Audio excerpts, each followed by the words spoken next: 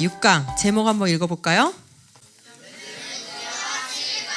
네, 제가 이제 초반에도 말씀을 드렸지만 이 창조, 기원, 진화 이런 관련된 문제들을 쭉 이렇게 얘기를 하다 보면은 이 얘기 저 얘기 이 질문 저 질문 다 듣다 보면은 결국 가서 끝에 가서 막히는 부분이 어디라고 그랬어요? 연대 문제에 가서 딱 막힌다 그랬잖아요. 그리고 그 증상이 심한 사람들은 특히나 젊은 분들이에요. 20, 30, 40 정도까지. 예. 나이 드신 분들도 궁금해는 하시지만 그것 때문에 내 신앙관을 바꿀 정도까지는 아니에요. 근데 20, 30, 40은 이게 중요한 문제예요. 특히 이제 청년들한테 가서 강의를 해보면 끝나고 나서 이제 질문하는 사람들이 남거든요. 거의 이 질문이에요. 그러면 연대는 어떻게 해야 되는 겁니까? 이 질문을 안 빠져요. 이 질문이. 중고등학생들도 또 여러 질문들을 받다 보면 결국 끝에 가서는 이 질문으로 다 모이게 돼 있어요. 그래서 이 기원의 문제를 다루고 나면 처음부터 근데 저는 말하진 않아요. 왜냐하면 연대 문제를 해결하느냐 안 해결하느냐가 신앙의 본질에 그렇게 중요하진 않아요. 근데 이제 크게 보면은 중요해요. 근데 그 핵심적인 그 본질에는 그렇게 중요하지 않아서 요거를 해결하지 않고 요 옆에 거를 해결하는 건 별로 좋은 방법이 아니라고 저는 생각하는 거예요. 그래서 코어의 문제를 먼저 해결하고 그다음에 그 코어 주변에 딸려 있는 문제들을 해결하는 이런 순서로 가는 게 맞다고 저는 생각하거든요.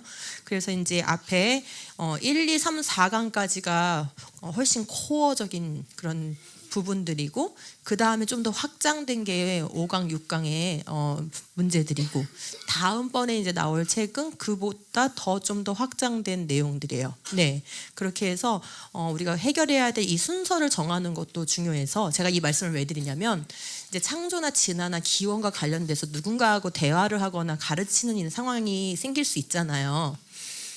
그러면은 상대방은 당장 답을 듣고 싶어 해요. 사람의 심리가. 그리고 가능하면 답을 짧게 해줬으면 좋겠고 그리고 사실 물어보는 의도 중에 다 그렇진 않지만 의도 중에 사실은 자기가 하고 싶은 말을 하고 싶어서 묻는 거예요. 너가 나에게 주는 말은 별로 안 중요하고 내가 가진 생각을 너한테 얘기해주고 싶어 라는 의도가 사실은 여기 이렇게 깔려 있거든요. 그렇기 때문에 연대 문제를 가지고 먼저 대화하는 건 별로 좋지가 않아요. 그래서 지금까지 제가 여러분에게 가르쳐 드린 이 순서를 따르시는 게 좋아요. 그러니까 복습을 꼭 1년 동안 하셔야 됩니다. 그래서 하셔서 요런 거를 얘기해보자 하고 얘기하고 또 저런 걸 얘기해보자 하고 그리고 나서 그런 것들이 하나씩 정리가 되면은 끝에 가서 연대 문제를 가지고 정도를 하는 게 서로의 이 이해를 위해서 좋고 우리가 대화를 하고 가르치는 건 뭔가 유익하기 위해서인데 단지 이렇게 긁어 부스름으로 만들기 위해서 대화하는 건 별로 좋지가 않거든요.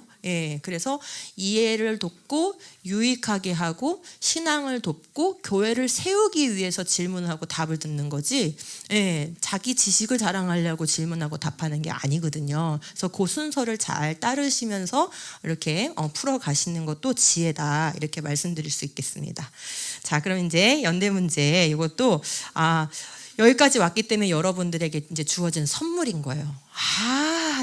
명쾌하네. 우리가 기죽을 필요가 전혀 없네 라는 생각을 아마 이 문제가 제일 걸리는 문제라고 생각하는 분들이 계실 수 있는데 들어보면 이게 제일 안 걸리는 문제네 라는 생각을 하시게 될 겁니다. 자, 아까는 이제 화석을 가지고 과거 이야기를 들려주는 교과서 내용들과 또 진화론적인 그런 지식들에 대해서 우리가 사실을 보았죠. 이젠 좀 지층과 또 더 넓혀서 암석 여기까지 이제 이번 6강에서 나가야지 이 문제가 풀 수 있어요. 그러면 이제 지층을 가지고 과거의 역사를 공부하는 학문을 뭐라 하냐? 자, 그럼 그 전에 화석을 가지고 과거의 역사를 공부하는 학문을 뭐라 하냐? 고생물학이라고 해요. 고생물학. 그런데 지층을 가지고 과거 역사를 공부하는 학문을 지사학이라고 해요. 지사학. 그 말 그대로죠. 지층을 가지고 역사를 공부하는 학문이에요. 그래서 이 이제 지사학이라고 하는데, 자, 화석으로 발견되는 생물고는 시간이 지나면서 다양하게 진화해 왔으므로 벌써 또 뭐가 전제돼 있어요? 진화가 전제되어 있다는 것을 알 수 있죠. 예. 그래서 진화가 증명되는 게 아니라 전제되어 있다. 이를 이용하면 뭘 이용한다는 거예요? 화석의 진화를 이용하면 지지시대를 알 수 있대요. 아, 그러니까 지층의 역사를 연구하는데 이미 전제는 뭐다? 생물의 진화를 바탕으로. 그러면 아까 제가 이제 5강을 설명해 드렸으니까 이제 그게 무슨 패턴인지 아실 거예요.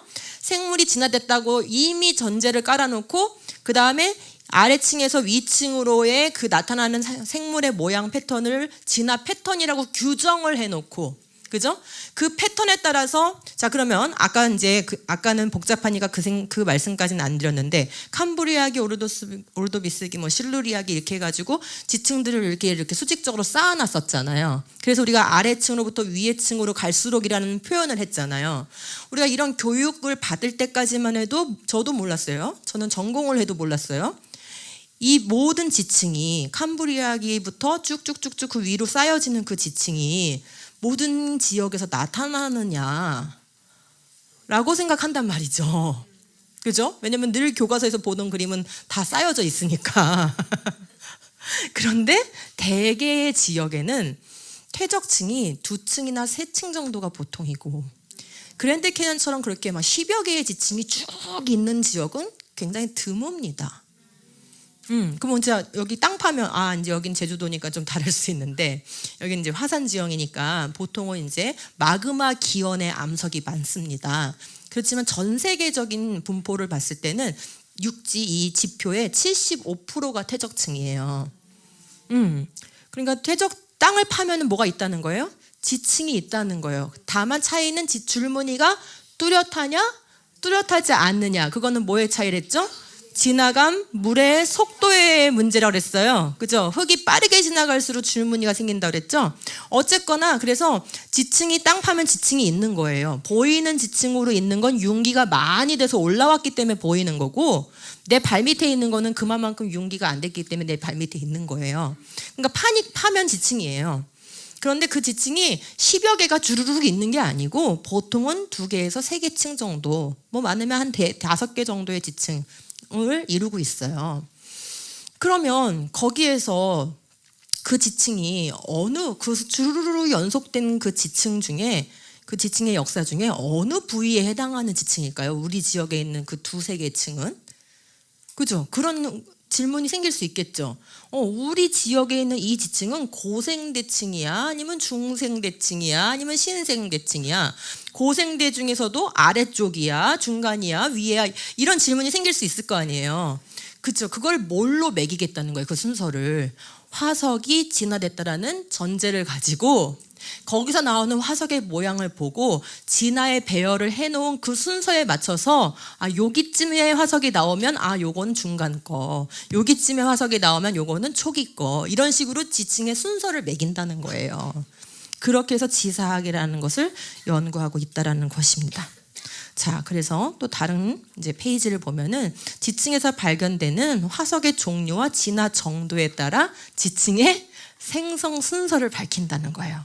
그러니까 지사학 자체는, 지층의 역사 자체는 전적으로 뭐에 의존되어 있네요? 생물의 진화에 의존되어서 그 역사를 해석하고 있어요. 지구 생물 중에는 전 지구에 걸쳐 특정한 시기에만 번성한 것들이 있다. 따라서 같은 종류의 화석이 발견되면 이들 지층은 같은 시기에 생성된 걸로 본다. 이제 이게 무슨 말인지 이해가 되시죠? 그래서 진화론에서는 뭐를 정하냐, 이게 이제 중요한 말인데요. 오늘 기억해야 될 단어 중에 하나예요. 6강에서 표준 화석이라는 걸 정해요. 표준 화석이라는 게 뭐냐? 그 특정 시기에만 산 생물이에요.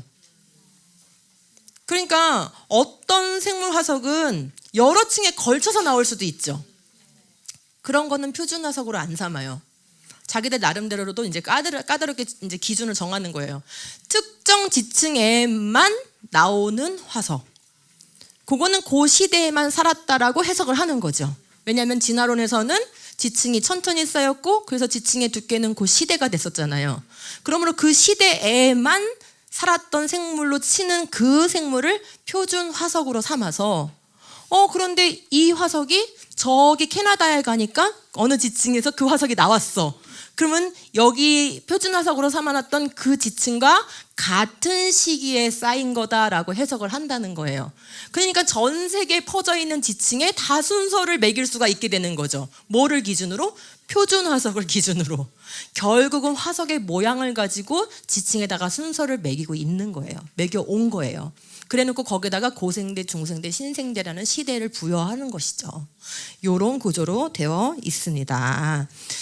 자, 그러면요. 제가 이제 말로 다 설명했기 때문에 이슈 보기는 읽지 않고 넘어가도 될 것 같습니다. 자, 그럼 넘어가서 포인트 질문. 학교에서 배운 표준 화석은 시대를 결정하는 화석이다. 뭐를 결정해요? 그러니까 지층은 시대가 측정됐어요?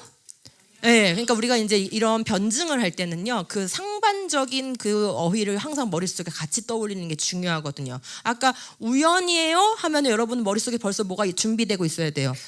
설계, 그치? 이게 단어가 준비되고 있어야 되는 것처럼요. 여기서도요, 시대를 결정했어요 라는 표현을 할 때 측정이 아니네요 라는 말이 같이 준비가 돼 있어야 돼요. 그러면 우리가 이렇게 논박을 하거나 뭔가 의견을 제시하기가 아주 좋은 거예요. 자, 사람들은 이 지층이 2억 3천만 년 됐어요. 5억 4천만 년 됐어요. 이렇게 숫자를 정확하게 말해주니까 측정됐다고 생각하는데 측정이 아니라 화석의 모양으로 결정한 것이구나. 이렇게 이제 이해를 시키는 거죠. 그런데 표준 화석들의 연대는 탄소 동위원소 연대 측정법으로 측정되지 않았습니다. 그럼 그동안 우리가 박물관과 과학책에서 보아온 화석의 연대들은 어디서 온 것인가? 이제 설명을 들으니까 다 이해되셨죠? 표준 화석으로 연대를 매겼다 이거예요. 그다음에 두 번째, 생물의 진화를 믿지 않지만, 이런 질문들이 이제 교회에서 필요한 질문인 거예요. 자기는 진화는 안 믿는데, 그런데 오랜 연대는 믿는데. 그래서 이게 진화론이 진하게 오래되다 보니까 스펙트럼이 다양해요. 누구는 나는 진화는 안 믿는데 빅뱅을 믿는다는 사람이 있고, 나는 진화는 안 믿는데 오랜 연대는 믿는다는 사람이 있고, 이런 식으로 자기가 믿는 부위가 조금씩 다 달라요. 그리고 우리 아이들도요, 중고등학교쯤 되면요, 각자 머릿속에 있는 창조 진화론이 다 달라요. 의견이. 왜냐? 학교에 가면 진화론 배웠죠. 교회 오면 창조를 듣죠. 근데 하나님은 또 믿어. 그러니까 나름대로 이걸 섞어서 믿는데 그 섞는 부위가 다른 거야. 마치 무슨 제조합처럼. 다양성이에요. 네, 그래서 창조 진화의 이론에 이런 걸 우리가 타협 이론이라고 하는데, 타협 이론이 다양하답니다. 그러면 이제 또 이 지적인 사람들은 네 의견도 맞고 네 의견도 맞고 네 의견도 맞아 하면서 또 다양성을 존중해 주길 바래요. 그렇게 안 하면 교회가 뭐가 없다고나 하지, 그런 거를 융통성이 없다고도 하고, 너무 또 사람을 품을 줄을 모른다고 하고, 뭐 교회 안에서 서로 비판을 한다고 하고 막 이러면서 마치 비판하면은 그 교회가 은혜가 없는 교회인 것처럼 또 취급을 해요. 이건 그런 문제가 아니거든요. 왜요? 말씀과 성경적인 역사가 걸려 있는 것이기 때문이에요. 우리가 절대 포기하지 않아야 되는 게 있는데 그게 역사예요. 왜냐하면 역사는 우리가 1강에서 배웠죠. 일회적 사건이에요. 여러분 2번 태어날 수 있어요? 그죠? 여러분이 태어난 게 일회적 사건이든 아담과 하와가 창조된 것도 일회적 사건이고, 지구가 만들어진 것도 일회적 사건이에요. 그렇기 때문에 이 일회적 사건을 왜곡하는 게 역사 왜곡인데, 우린 그거를 내어줄 수가 없는 거예요. 왜요? 성경은 역사를 하나님이 이루시고 있고, 그 이루신 것을 그대로 기록하고 있고, 그리고 이루실 역사를 기록한 거예요. 그래서 이사야서를 보면은 그 하나님께서 우상을 비판하는 장면이 나와요. 지금 잠깐 딴 길 갔어요. 근데 말을 해야 되겠어요. 하나님이 우상을 하나님이 직접 변증하세요. 그러니까 하나님이 하나님을 변증하는 거죠. 그때 하나님의 논리, 그러니까 우리는 하나님의 논리를 배워야 되는 거예요. 그러니까 논리적인 것도 세상의 논리도 배울 필요가 있어요. 그런데 먼저 하나님의 논리에 익숙해져야 돼요. 근데 그런 것들을 잘 하려면 창세기를 열심히 공부해야 되고 토라를 열심히 공부해야 되고 그리고 이사야서를 열심히 공부해야 돼요. 네, 그리고 신약에선 요한복음이 변증적이에요. 요한복음을 잘 공부를 해야 돼요. 예, 그리고 바울서실은 다 변증적이에요. 그런 책들을 통해서 논리, 성경적 논리를 배워야 돼요. 그래서 이사야서에 보면은 우상에 대해서 비판할 때 하나님이 카드를 딱 던지시는데 무슨 카드냐면은 태초부터 있었던 일을 너 말할 수 있니? 그러니까 우상은, 그죠? 타 종교는 또는 악한 영들은 하나님께서 홀로 행하신 창조 행위를 안다 모른다? 모른다는 거예요. 그래서 태초부터 있었던 일을 너 말할 수 있냐? 이게 이제 1번 카드고 그 다음에 너 미래의 일을 말할 수 있냐? 이게 2번 카드예요. 근데 이거를 종합해서 뭐라고 얘기할 수 있어요? 두 글자? 알파 오메가, 맞아요.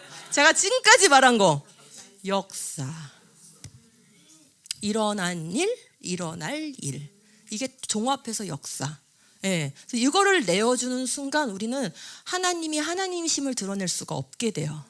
그래서 성경이 하나님이 하나님이심을 드러내는 책인데 그렇기 때문에 일어난 일을 정확하게 기록하고 계신 거고 일어날 일을 예언해 주신 거예요. 그래서 그것대로 성취되어야 하나님의 하나님 되심이 드러나는 거예요. 그래서 행하신 일을 기록했는데 그거를 왜곡한다? 그거는 하나님을 거짓말쟁이로 만드는 거예요. 예. 그래서 하나님이 가장 싫어하는 것이다. 그것이. 그걸 기억해야 돼요. 자, 그래서 지금 이런 이상한 입장을 취하는 사람들을 만나게 되는데 그럴 때 우리가 뭔가 할 말이 있어야 되잖아요. 그래서 이번 6강을 공부를 해야 되는 것입니다. 자, 앞에 부분은 약간 복습적인 거니까 빨리빨리 지나가 볼게요. 1. 화석이 어떻게 지층의 나이를 알지?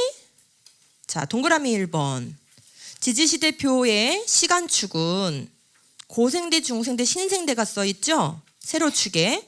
그 다음에 각 시대는 대, 고생대, 중생대, 이게 시대고 그 안에 기들이 들어있죠? 기. 예를 들어 고생대는 7개의 기가 들어있어요. 예. 그 다음에 그리고 그 안쪽에는 뭐가 그림이 그려져 있나요? 화석들이 그려져 있어요. 근데 이 화석이 뭐라고요? 표준 화석이라는 거예요. 그 시대를 대표하는 화석이라고 아예 이렇게 정해져 있어요. 그러니까 이 중에서 어떤 화석이 어느 지층에서 발견됐다. 그런 순간 뭐가 정해져요? 시대가 정해져요. 그러면 시대가 정해진다는 건 뭐가 정해지는 거예요? 연대가 결정되는 거예요. 측정하지 않고 지층의 나이를 매기는 방법이다 이거예요. 그래서 밑에 생물 층서와 교과서는 화석을 기반으로 지층의 순서를 정하고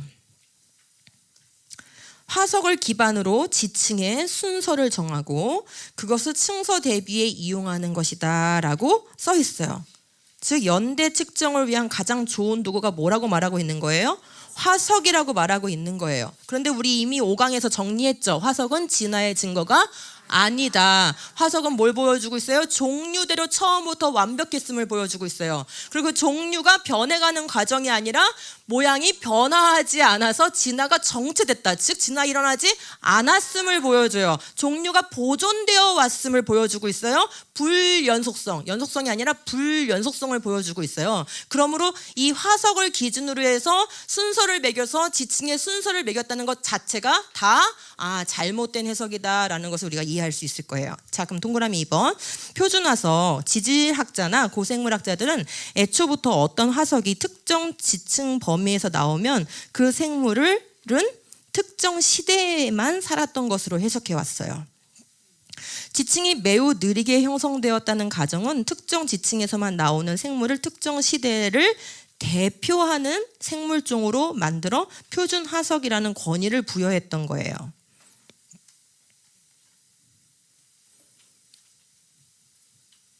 됐죠? 자, 그 나머지는 제가 이미 다 설명을 했습니다. 동그라미 3번으로 넘어가겠습니다. 5강에서 이미 살펴보았듯이 퇴적 실험은 여러 층이 연속적으로 또한 각 층이 매우 빠르게 퇴적된다는 것을 보여주었어요. 맞죠? 그러면 지층의 퇴적 속도가 매우 느렸다면 화석은 오랜 시간 전에 매몰된 것으로 볼 수 있지만 빨랐다면 화석은 그렇게 해석할 이유가 없어지는 거예요. 이처럼 전제가 뭐를 낳아요? 추론의 결과를 결정해요. 여러분, 추론 없이는 과거 역사를 연구할 수가 없어요. 왜냐하면 우리가 직접 보고 관찰하는 게 아니기 때문이에요. 근데 추론을 하기 위해서 뭐가 필요해요? 예, 전제가 필요해요. 그 전제에 입각해서 추론하기 때문에 전제를 뭘 놓냐에 따라서 결과가 완전히 달라지는데 거기에 막 수십억 년이 왔다 갔다 하는 거예요. 와, 그 정도면은 이 전제를 정말 세밀하게 놔야 되는데, 그죠? 우리는 따져보지도 않고 그냥 그거를 쑥쑥 받아들이고 있었던 상황인 거죠. 넘겨서 정리하면 읽어볼게요. 정리하면 시작.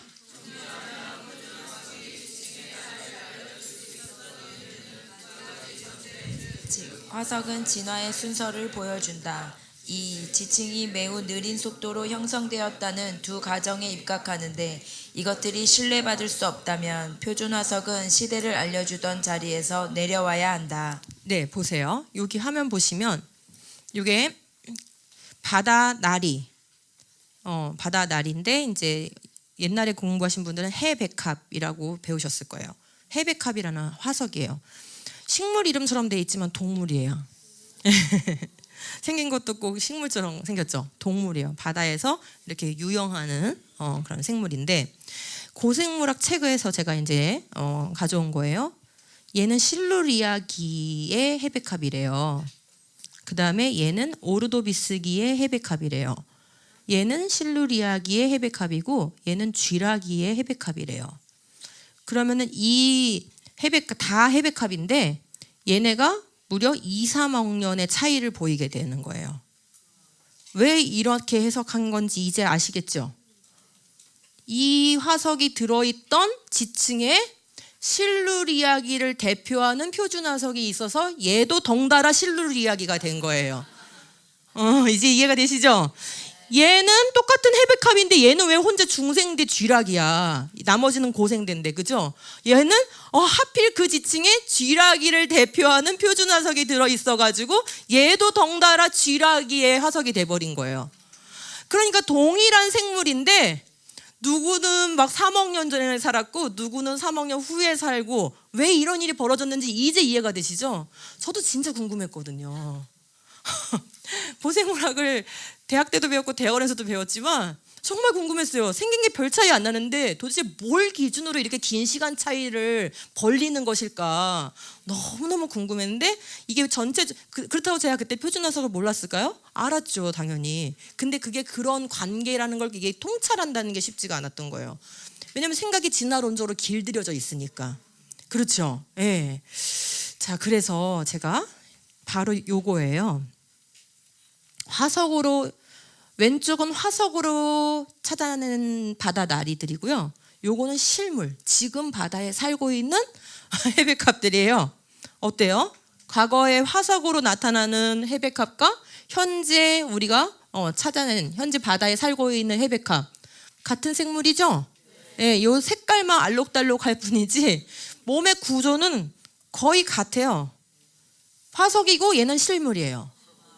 예, 뭐가 달라졌어요? 수억 년 동안 아무것도 달라진 게 없죠? 그러니까 화석은 뭘 보여줘요? 진화의 정체. 그러니까 진화란 말도 아예 하지 말아야 돼. 그죠? 그런 건 있지 않았어요. 그냥 처음부터 뭐였고 해백합이었고 처음부터 바다나리였고 지금도 바다나리고 그동안 변화되지 않았다. 종류는 보존된다. 그렇죠? 이렇게 되는 거예요. 그런데 바다나리가 일단 모양이 변한 게 없고요. 그러니까 진화해온 흔적이 없는 거고요. 그러니까 지금 우리가 알고 있는 건 뭐예요? 다양한 해백합이 공존한다. 아까랑 똑같죠? 예, 다양한 삼엽층이 공존했던 거랑 똑같은 거예요. 그러면 우리의 해석이 뭐예요? 지층은 연속적으로 빠르게 쌓였다. 그러니까 다양한 해백합들이 공존하고 있었는데 다른 층에 묻혔을 뿐인 거예요. 지금 우리가 보는 현상과 화석은 정확하게 일치하고 있습니다. 그러므로 퇴적 속도를 뭘로 정해놓고 추론하느냐에 따라서 완전히 다른 거예요. 지층 안에 포함된 화석들은 오랜 지지시대의 산물일 수가 없는 거고 표준 화석은 시대를 결정해주는 권위에서 내려와야 돼요. 걔가 막 다 전 세계 지층한테 막 나이를 매겨주고 있는 거예요 지금. 근데 그런 권위의 자리에서 내려와야 되는 거예요. 자, 그러면 이제 화석과 관련돼서 지층과 화석에 관련된 이야기를 다 이제 했고요. 암석으로 한번 넘어가 볼게요. 자, 여기까지 오면은 과학 지식이 이제 좀 더 있는 사람들이 한 단계 더 높여가지고 높은 수위에 이제 질문이 들어와요. 그게 뭐냐? 아우, 나도 알아요. 지층의 연대 측정 못한다는 거 나도 안다고요. 그렇지만 암석의 연대를 측정해가지고 지층에다가 나이를 매기는 거잖아요. 이러면서 한 단계 윗질문을 해요. 그죠? 그게 무슨 말이냐? 지금 요거는 지층이에요. 지층이에요? 네.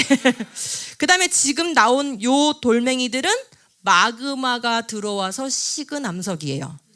그런 걸 우리 화성암 그래요. 지층은 퇴적암 그래요. 예, 중학교에서 배우나요? 초등학교에서 배우는 거예요. 그죠? 예. 그래서 요거는 지층이고 요거는 화성암인데 요런 거는 화성암인데 연대를 측정한다는 얘기 들어보셨죠? 암석의 연대를 측정하는 건 퇴적암은 측정할 수가 없어요. 원리상 안 돼요. 그래서 화성암만 연대를 측정할 수가 있는데 그렇게 해서 연대를 측정했더니 이게 3억 2천만 년이래요. 그리고 요게 1억 5천만 년이래요. 예, 일단 진화론자들이 하는 얘기를 한번 들어보세요. 그러면은 요게 3억 2천만 년이고 요게 1억 5천만 년이면은 어떤 해석이 가능해지냐면 요 아래 지층은 적어도 3억 2천만 년 전에 쌓였어야지 되겠죠. 그래야 마그마가 자기를 뚫지. 그래서 이 지층은 3억 2천만 년보다 더 오래된 거라고 나이를 매기는 게 자기들이 정당하다는 거예요. 오, 그럴 수도 있겠죠. 그 다음에 얘는 어때요? 얘는 적어도 1억 5천만 년 전에 쌓였어야 되죠. 예, 자기를 뚫고 간 게 1억 5천만 년이니까 그 전에 쌓였어야 되잖아요. 그래서 얘는 3억 2천만 년 전에 쌓인 거고 얘는 1억 5천만 년 전에 쌓인 거고 이런 식으로 층에다가 나이를 매길 수 있다라는 게 진화론의 논리인 거예요. 좀 어렵죠, 이제는. 어떻게 대답을 해야 될까? 네, 긴장하지 마세요. 네. 그래서 방사성 동위원소의 원리를 이제 아셔야 이걸 이해할 수 있고 또 반박할 수 있어요. 방사성 동위원소는 조금 내용이 까다롭지만 제가 잘 설명해 볼게요. 원소가 있는데 동위원소는 뭐냐? 원소의 번호가 있죠. 1번, 2번, 3번 이런 식으로. 그래서 주기율표가 있잖아요. 근데 그 주기율표의 번호는 뭘로 매기는 거냐면 양성자 수로 매기는 거예요. 그러면 12다 그러면은 뭐가 12개라는 거예요? 양성자 수가 12개인 거예요. 예. 그런데 원소 안에는 양성자 말고도 중성자라는 게 들어있어요. 근데 중성자 수는 원자 번호에 영향을 안 미쳐요. 근데 같은 원소여도 예를 들면 수소는 1번이죠. 예. 근데 같은 수소여도 중성자가 하나 더 있거나 2개 더 있는 놈들이 있어요. 그런 거는 무거워지기 때문에 중수소 이렇게 불러요. 예. 그런데 번호는 계속 몇 번일까요? 양성자 수가 바뀌지 않았기 때문에 다 1번이에요. 그러니까 일반 수소도 1번, 중수소도 1번. 그런데 뭐가 다르다고요? 중성자 수가 달라요. 예. 근데 이렇게 무거워진 이 원소들을 우리가 번호가 같아서 위치가 같다. 동위. 위치가 같은 데에 있는 원소다. 그래서 동위 원소 이렇게 불러요. 예. 근데 이게 무거워진 원소들은 불안정해요. 그렇겠죠. 자기의 그 핵 바운더리가 있는데 그 안에 양성자 한 개 이렇게 있을 때랑 양성자 한 개, 중성자 한 개 있을 때랑 중성자 하나 더 들어올 때랑 버거워지겠죠. 그래서 불안정해요. 그래서 이 불안정한 동위 원소들은 시간이 지날수록 붕괴를 해요. 그래서 자기 원소가 다른 원소로 바뀌게 돼요. 붕괴하면. 예.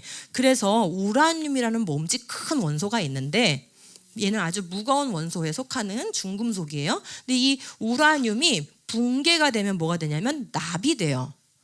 그래서 붕괴하기 전의 원소를 우리는 모원소라고 하고 엄마.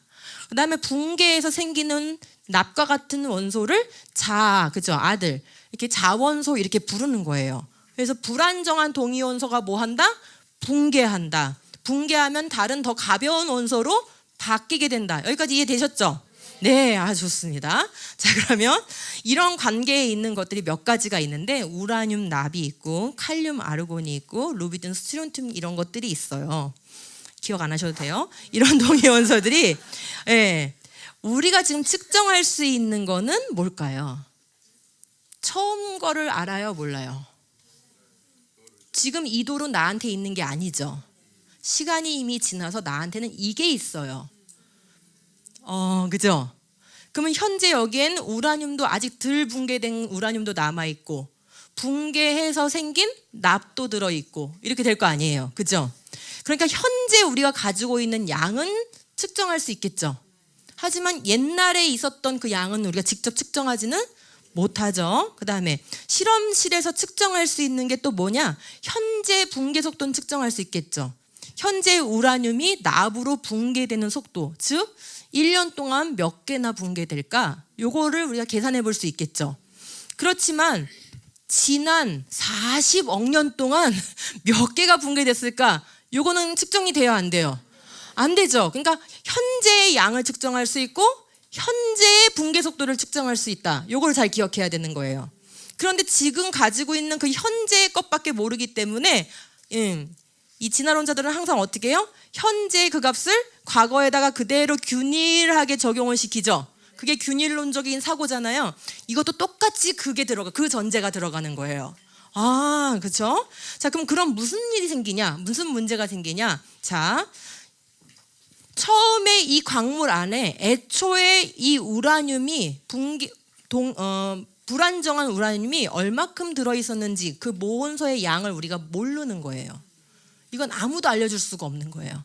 그 다음에 또 뭐를 모르냐? 처음에 자원소, 우라늄이 붕괴해서 납이 됐는데 꼭 붕괴해야만 생기는 건 아니에요. 자연적으로도 그 납이 존재할 수 있잖아요.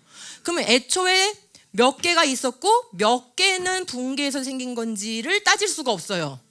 전부 다 납 206번이라는 게 지금 만약 10개가 있다고 치면은 이 10개가 제로였다가 10개가 된 건지 3개는 원래 있었고 7개만 붕괴돼서 생긴 건지를 구분할 수 있는 재능이 우리한테는 없는 거예요.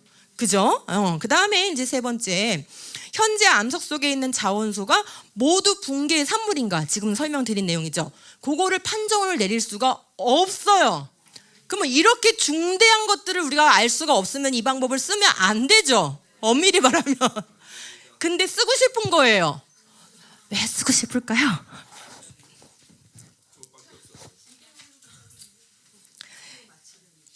연대를 측정할 수 있는, 연대를 짐작하게 해주는 방법은 한 과학자에 의하면 한 200가지가 된다고 그래요.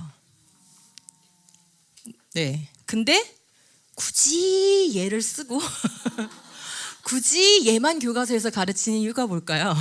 네, 이따가 말씀드릴게요. 궁금하시라고. 자, 그래서 제가 지금 하는 얘기가 왜 중요한지가 이 표를 보시면 이제 이해가 되실 거예요. 왜냐? 지금 반감기라고 써 있죠. 예, 책에는 지금 그 표가 어디 있냐면 164쪽에 있어요. 반감기라고 써 있는데 반감기는 말 그대로 10개가 5개가 되는 반으로 줄어드는데 걸리는 시간이에요. 그러면 일단 처음에 양은 알 수 없으나 우리가 지금 실험실에서 붕괴하는 걸 관찰해 보니까 절반으로 붕괴하는데 얼마큼의 시간이 걸리겠다를 추산해 볼 수는 있겠죠.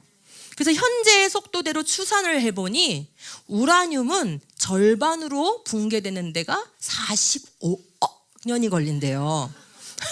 엄청나죠? 그러니까 45억 년을 계산해 본 건 아니죠.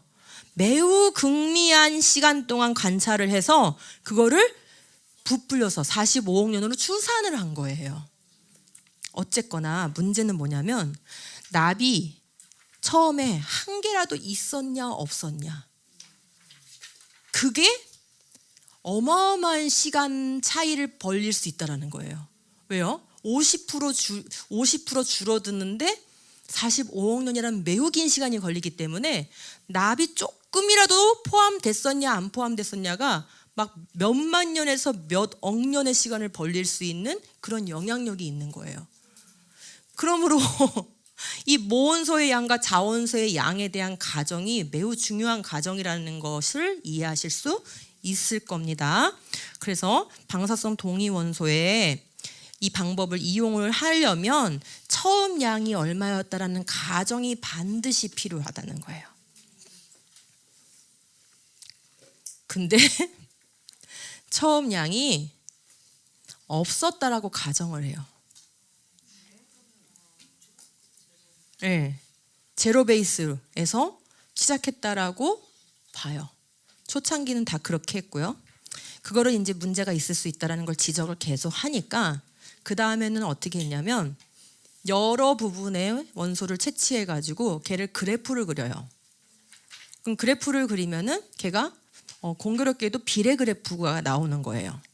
그럼 비례 그래프가 나오면 걔를 연장해서 y축하고 만나게 되면은 시간이 0이었을 때, 즉 처음에 양이 나올 수 있겠죠. 이제 우리 어르신들은 조금 힘들 수 있는데 우리 중학생들 다 이해할 수 있죠. y 절편값을 구할 수 있잖아요. 그죠? 그래서 그래서 그래프가 비례 그래프가 나왔으니 걔를 연장해서 y축하고 만나는 점의 값을 초기값으로 정하기로 한 거예요. 그걸 아이소크론이라고 그래요. 그런데 문제는 한 암석에서 이렇게 여러 군데에서 채취해가지고 비례 그래프가 나오니까 아싸 잘됐다 이렇게 했거든요. 근데 한 과학자가 좀 문제가 있는 것 같아라고 생각한 과학자가 전혀 다른 지역의 암석들을 가지고 여기저기서 원소를 채취하고 그걸 분석을 했는데 똑같이 비례 그래프가 나오는 거예요.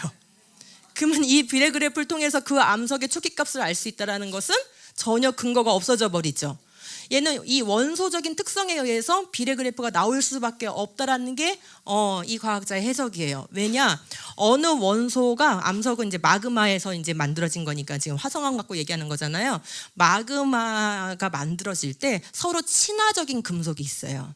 이 금속이 들어갈 때 다른 금속이 더 친해서 잘 들어가는 게 있고 친하지 않아서 안 들어가는 게 있어요. 그러니까 친한 금속끼리는 A가 많아지면 B가 같이 덩달아 많아지겠죠. 그러니까 서로 뭐 할 수밖에 없어요? 비례할 수밖에 없겠죠. 그래서 비례 그래프를 그릴 수밖에 없는 거라는 문제를 지적한 거예요. 그러니까 이 아이소크론으로도 사실 이 초기값의 처음 양의 값의 문제를 해결할 수가 없는 거예요.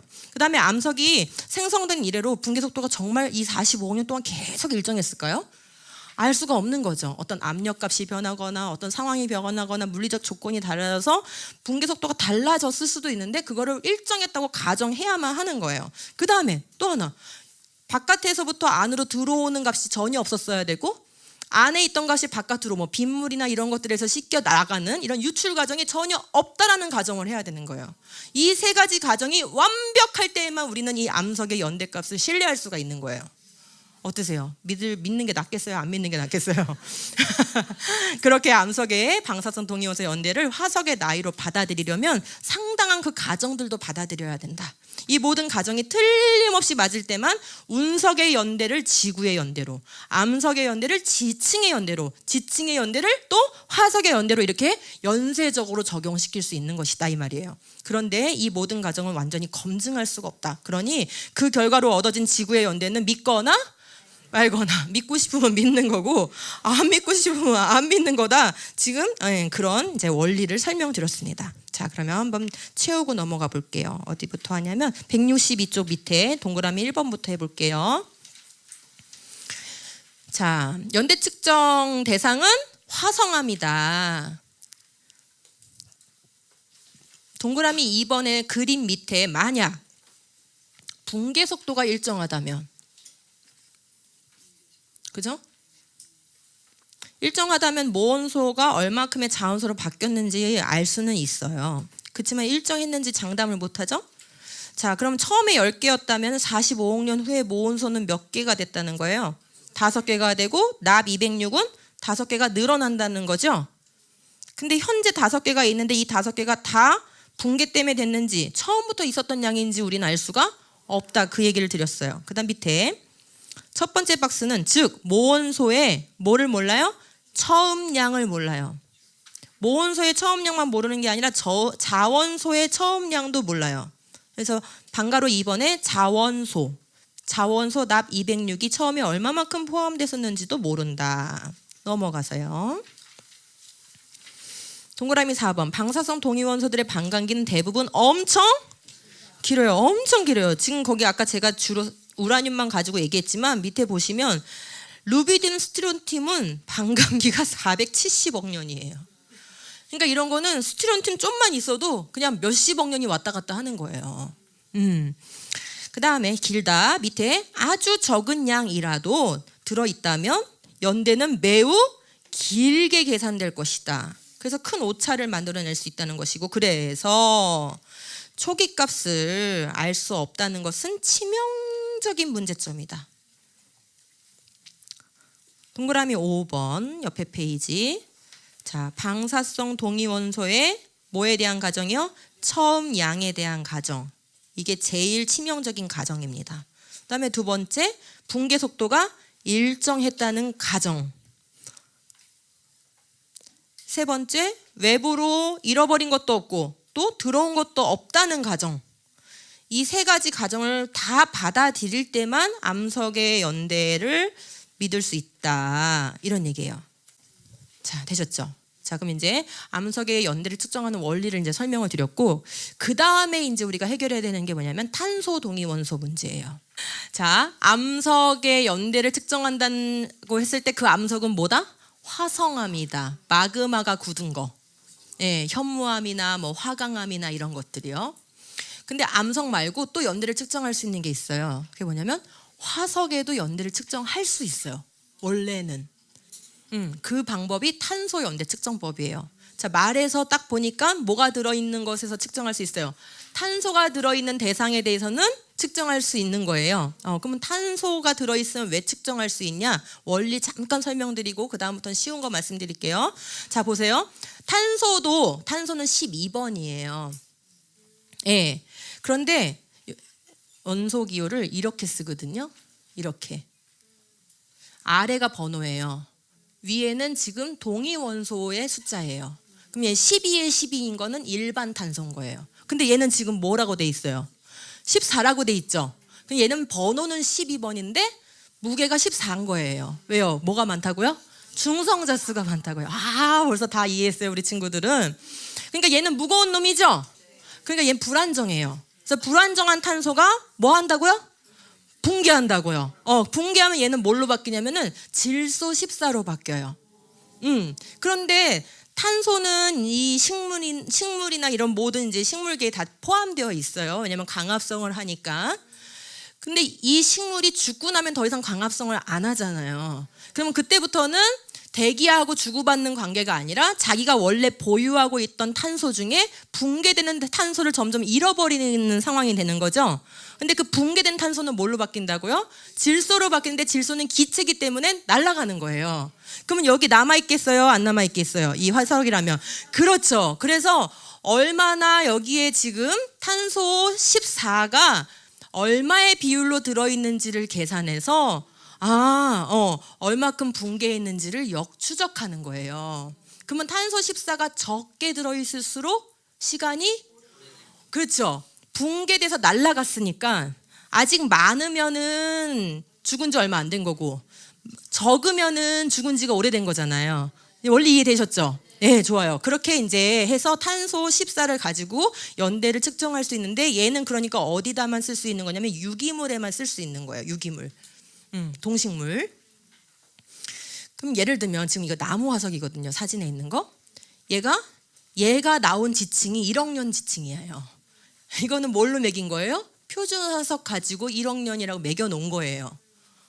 그러니까 거기 들어 있었던 이 나무 화석도 덩달아 1억 년이 됐겠죠?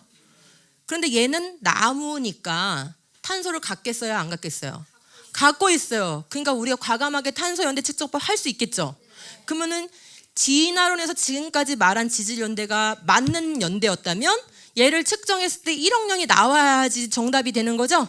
네, 그렇게 비교하면 우리는 이제 클리어하게 확인할 수 있는 거예요. 기대되시죠? 개봉박도 기대되시죠? 자, 그런데 한 가지 알아두고 넘어갈 점이 뭐냐? 그러면 이제 이 상황에서 비판적 사고가 발달하신 분은 한 가지 질문을 해야 돼요. 빨리 이제 질문 생각해 보세요. 무슨 질문을 해야 이때 탁 전콕을 찌르는 질문일까? 탄소는 안 변해요. 아니에요. 그러면 그동안 왜 진화론자들은 안 했어요? 화석을 왜 측정 안 했어요? 이 방법 아는데 왜 안 했어? 이 질문 해야 되잖아요. 그죠? 왜 안 했냐?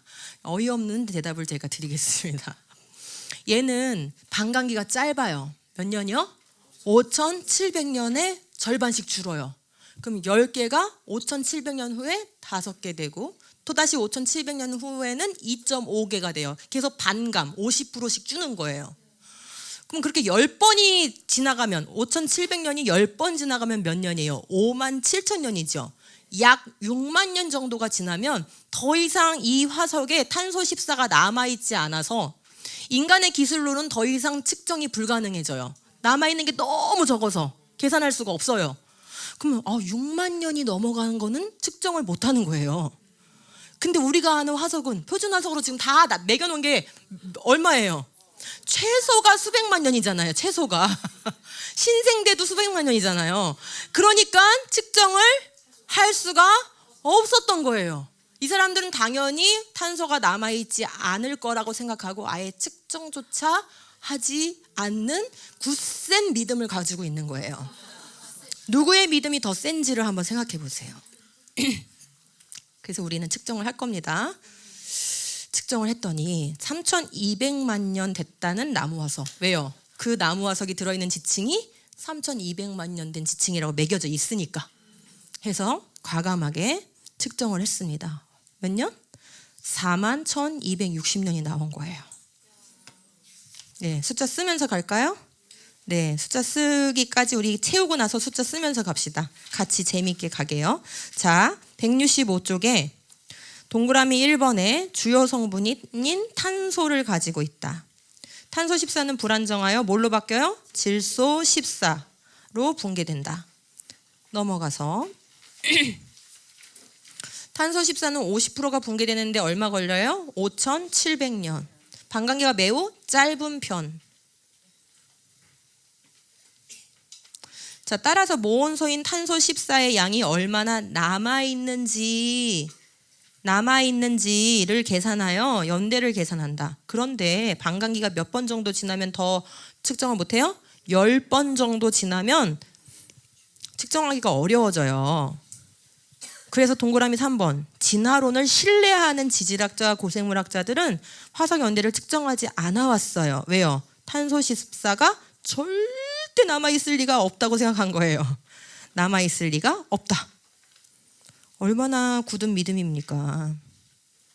그런데 만약에 밑에 그러면 수백만 년에서 수십억 년 되었다는 지질시대 이론은 만약에 탄소 14가 측정이 되는 순간 어떻게 돼요? 지질시대 이론은 무너지게 되는 거예요.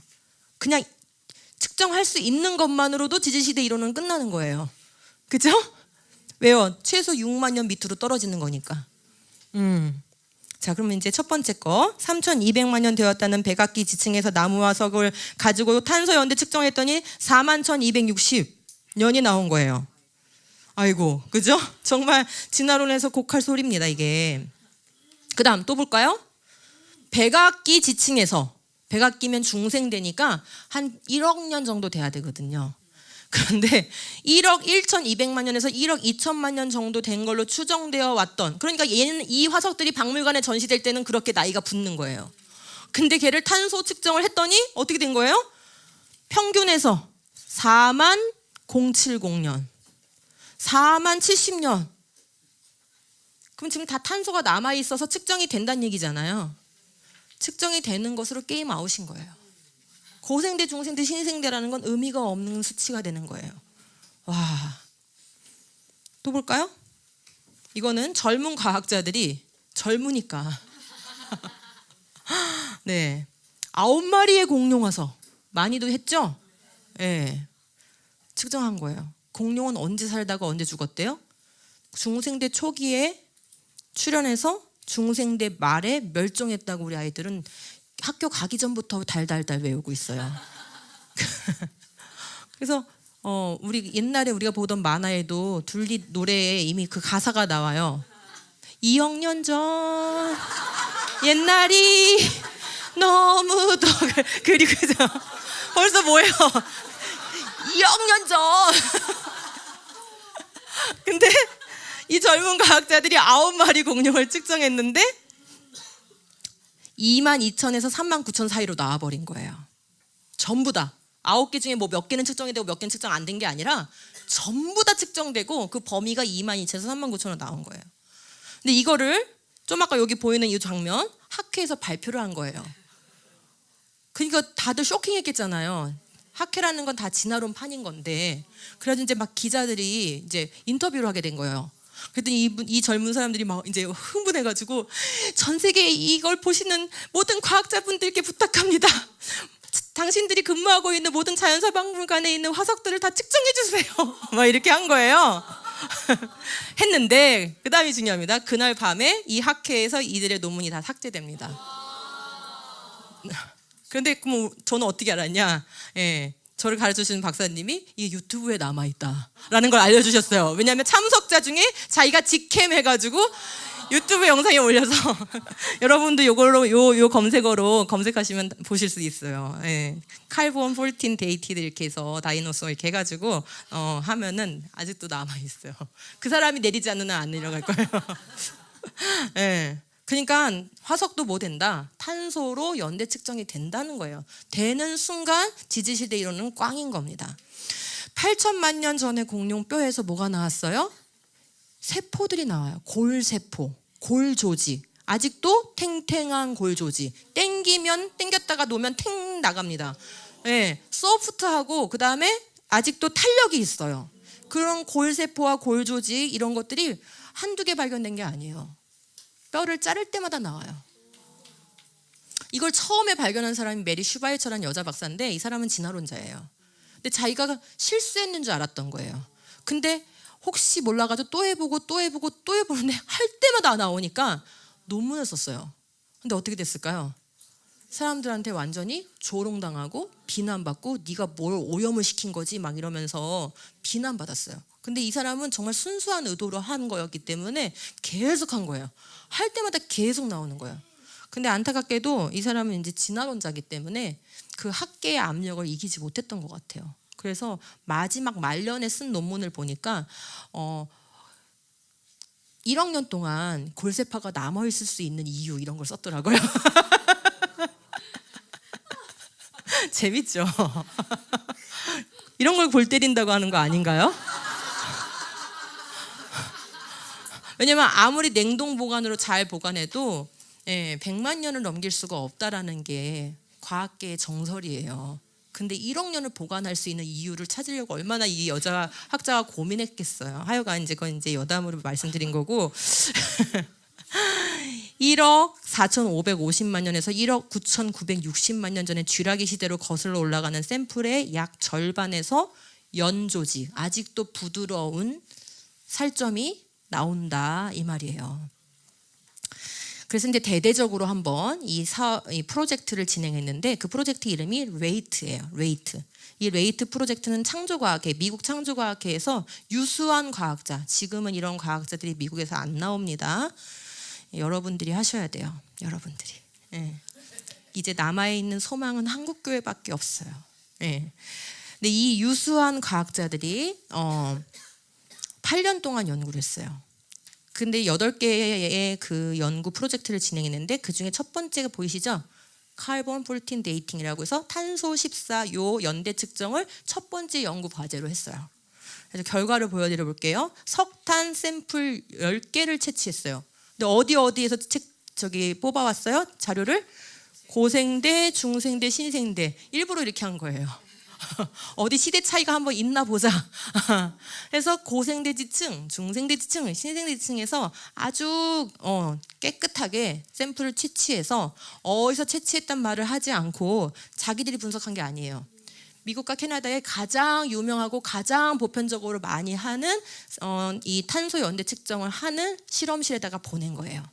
다만 어디서 채취했단 말만 안 한 거예요. 그리고 연대값을 받았어요. 그랬더니 어떻게 됐어요? 10개의 샘플 모두가 5만 7천 년에서 4만 4천 년 범위로 측정이 됐어요. 제일 오래됐다고 하는 게 고생대 펜실베니아의 석탄 샘플인데 4만 년대, 5만 년대, 4만 년대 이렇게 나온 거예요. 고생대, 중생대, 신생대의 연대 차이가 별로 나지 않았어요. 다 5만 년대, 4만 년대 그 사이에서 왔다 갔다 이렇게 나온 거예요.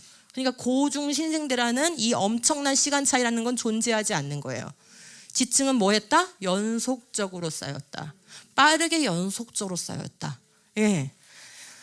그래서 이제 지지시대 연대를 날려버릴 준비가 되셨습니까? 제일 오래됐다고 하는 캄브리아기 밑에가 성캄브리아기라 그랬죠? 그러니까 지층으로는 제일 오래된 거예요. 근데 거기에 있는 다이아몬드를 측정했어요. 다이아몬드는 유기물은 아니지만 뭐가 주성분이에요? 탄소가 주성분이라서 얘를 할 수가 있었던 거예요. 그리고 다이아몬드는 가장 단단한 광물인 거 아시죠? 그러므로 보존 상태도 좋기 때문에 이 값은 신뢰할 수가 있는 거예요. 그래서 측정했더니 원래는 한 10억 년 정도 나와야 되는데 5만 5천 년으로 측정이 된 거예요. 이젠 수십억 년, 수억 년이라는 지지시대 나이는 의미가 없는 것이구나. 그죠? 왜 아직도 C14이 남아있는 거예요? 수억 년 됐는데. 남아있으면 안 되는데 남아있기 때문에 측정이 되고 있다라는 것을 알 수 있습니다. 자, 그 다음에 이제 이 정도 얘기해도 연대는 너무 인에 박혀있기 때문에 제가 아예 그냥 뿌리를 뽑아버리려고 또 말씀드려 볼게요. 제목이 재밌죠? 제목 한번 읽어보세요. 아는 연대는 모르고 모르는 연대는 아는 방법. 제가 지은 제목이지만 너무 잘 지은 것 같아요. 들어보세요. 왜 그런지. 이 스넬링이라는 아주 훌륭한 과학자예요. 지질학자예요. 이분은 박사학위 받자마자 이 일에 헌신했어요. 여러분 같으면 여러분 아들이 최고의 박사학위를 받았는데 월급도 제대로 안 주는, 사람들한테 인정도 못 받고 대학에 가서 교수 활동도 못하는 그런 연구 분야에 헌신하면 박수 쳐주시겠어요?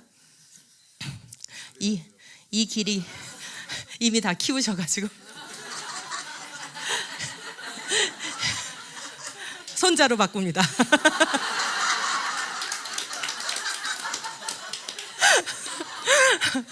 네, 이 길이 그런 길이에요. 근데 이분은 평생 그 길을 정말 순결하게 해오셨고 이제 70대 정도가 되셨어요. 평생 엄청난 데이터를 우리에게 주셨어요. 그 중에 하나가 이건데, 그랜드 캐년의 지층들은 퇴적암이니까 연대 측정할 수 없죠. 이제 이해하시죠? 근데 그 뚫고 들어온 마그마가 굳은 화성암에는 할 수 있죠. 그래서 비슈누 편마암이라는 그 열을 받아가지고 녹았다가 다시 굳은 암석이 있는데 그걸 가지고 연대를 측정했어요. 그랬더니 어때요? 측정 방법을 달리하니까 연대가 다 다르게 나와. 같은 암석인데. 같은 샘플이에요. 같은 샘플. 같은 샘플을 다 각각의, 여기 지금 실험실이 다 다르잖아요. 그죠? 하나는 캐나다로, 하나는 호주로 이렇게 각각의 실험실로 보낸 거예요. 똑같은 채취한 거를. 그랬더니 연대가 다 달리 나오는데 차이가 막 25억 년에서 4억 년? 대체 오차 범위가 이렇게 큰 거를 어떻게, 그러면 이제 이 사람들은 어떻게 하냐면 그거 어느 지층에서 채취한 거예요? 이걸 물어봐서 고생대에서 채취했다 그러면은 한 5억 년쯤으로 때려주고, 성 캄보디아계에서 채취했다 그러면 한 이제 10억 년으로 때려주고, 이제 이런 식으로 그 어디 채취한 걸 보고 그 범위 중에서 그 값을 골라내는 거예요. 이런 식으로 하는데 이렇게 다 다른 값을 내준다는 것을 알 수 있어요. 그다음 얘도 재밌는 실례인데요. 호주의 한 지역에서 광산 알죠? 광산. 그 광산에서 이제 그 인부들이 일을 해야 되니까 환기구를 뚫기 위해서 이제 갱도 작업을 하고 있었어요. 근데 뚫고 들어가다 보니까 마그마가 분출해가지고 굳은 현무암질 용암이 밑에 딱 버티고 있다는 걸 알게 됐어요. 근데 파 보니까 그 현무암질 그러니까 마그마가 분출할 때 그곳에 있었던 나무, 그 나무가 마그마에 묻은 부분도 있고 안 묻고 그냥 나무 자체가 그대로 화석화가 된 부분도 있고, 그렇게 해서 같이 이 현무암하고 그 나무 화석이 공존하고 있는 거예요. 그러면 적어도 이 마그마가 분출할 때 그 나무는 그 자리에 있었던 거잖아요. 그러니까 동시대잖아요. 동시대. 그러면 얘를 측정하고 얘를 측정하면은 원래대로 하면 나이가 어떻게 나와야 돼요? 똑같이 나와야 되겠죠. 그런데 암석의 연대 측정법과 탄소 연대 측정법이 완전 다른 값이 나왔어요.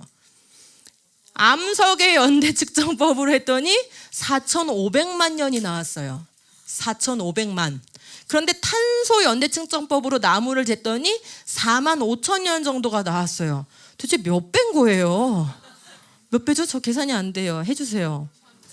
1,000배. 1,000배가 달라요. 도대체 어느 나이를 믿어야 돼요, 그러면은? 그죠? 이런 거예요. 그러니까 암석의 연대를 측정하는 방사선 동위원소 그 암석 연대 측정법이 신뢰할 수 없는 방법이라는 게 이런 사례를 통해서 확실하게 드러나고 있는 거예요. 자, 그다음 또 예를 들어볼게요. 제일 이제 확실한 그 확인법은 뭐냐면 우리가 언제 분출했는지 연대를 아는 화산암에서 연대를 측정해 보는 거예요.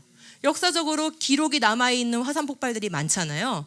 그래서 얘는 언제 폭발했는지 우리가 이미 알고 있어. 가가지고 걔를 채취해가지고 연대 측정법을 맡겨보는 거예요. 그랬더니 맞춘 적이 있을까요? 없을까요? 단 한 번도 맞춘 적이 없어요. 제가 지금 여기는 조금만 써놓은 거예요. 이런 데이터가 쭉 많아요.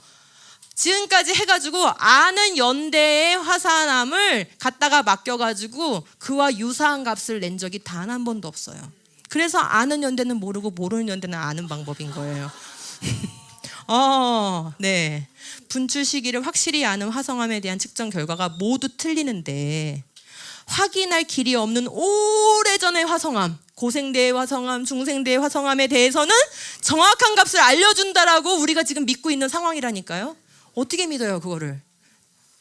이런 게 지금 우리가 지금까지 들어온 고생대, 중생대, 신생대의 그 지질 연대라는 것입니다. 그러므로 아까 처음에 질문으로 돌아가서 나는 진화는 안 믿는데요. 오랜 연대는 믿어요.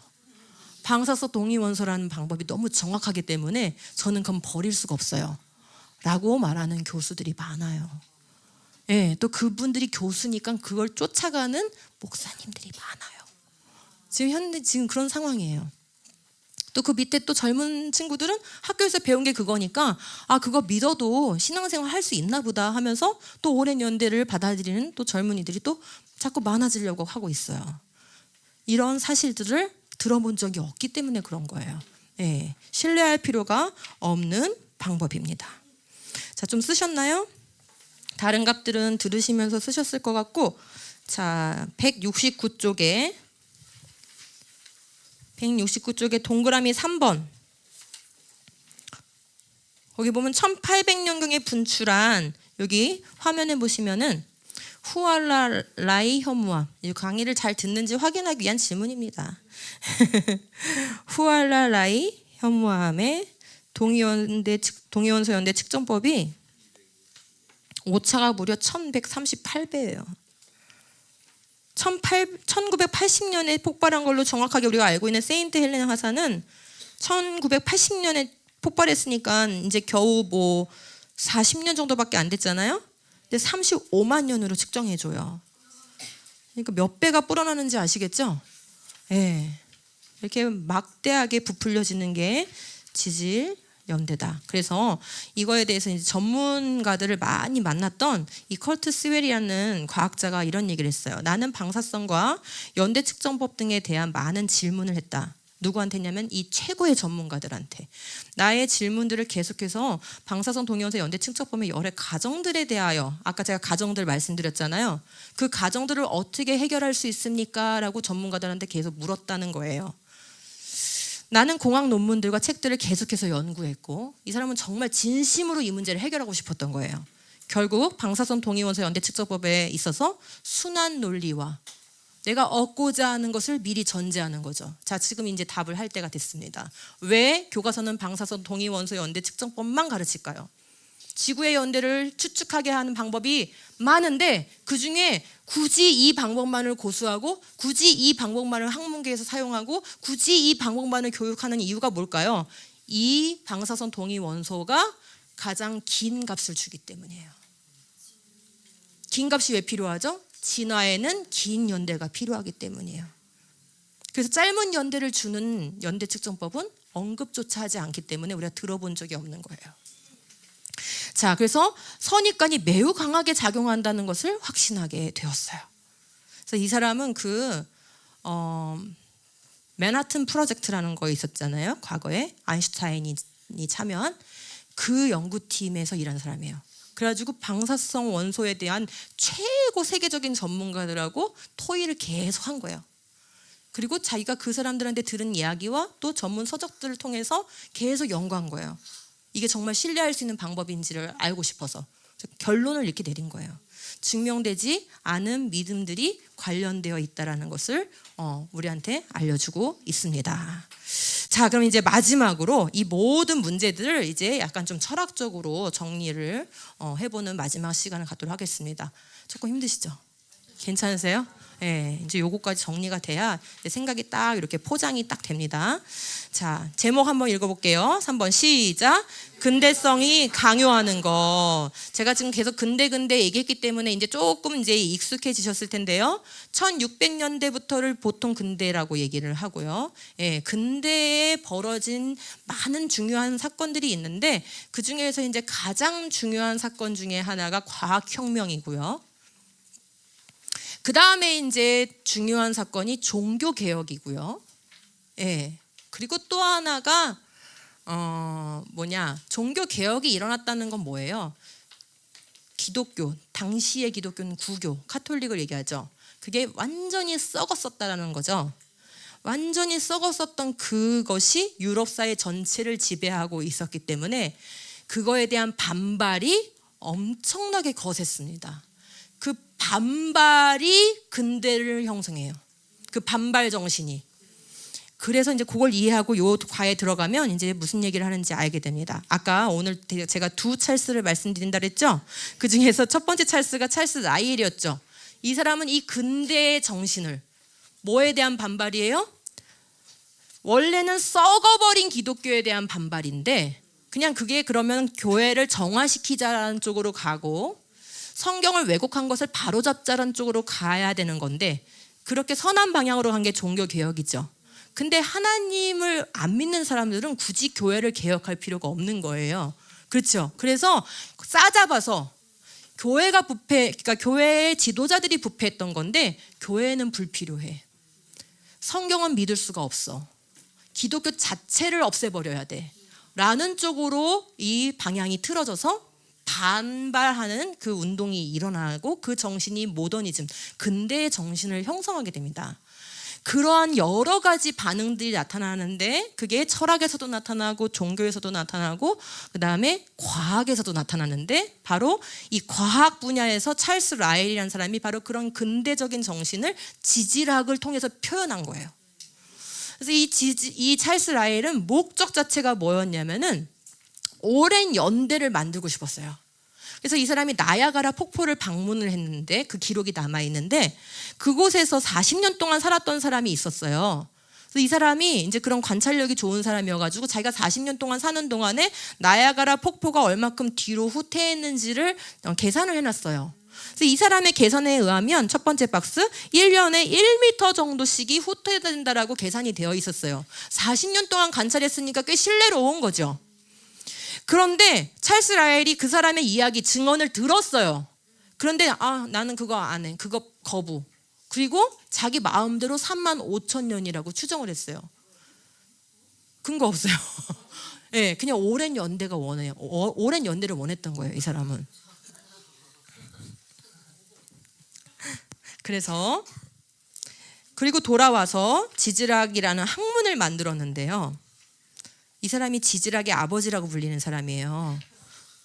예. 그래서 지질학의 원리라는 책이 있는데 세 권으로 된 책이 있는데 그 지질학의 원리라는 책을 썼고 그러니까 학문적으로는 뛰어난 사람이에요. 예. 근데 목표가 뭐냐면 과학을 읽어볼까요? 시작.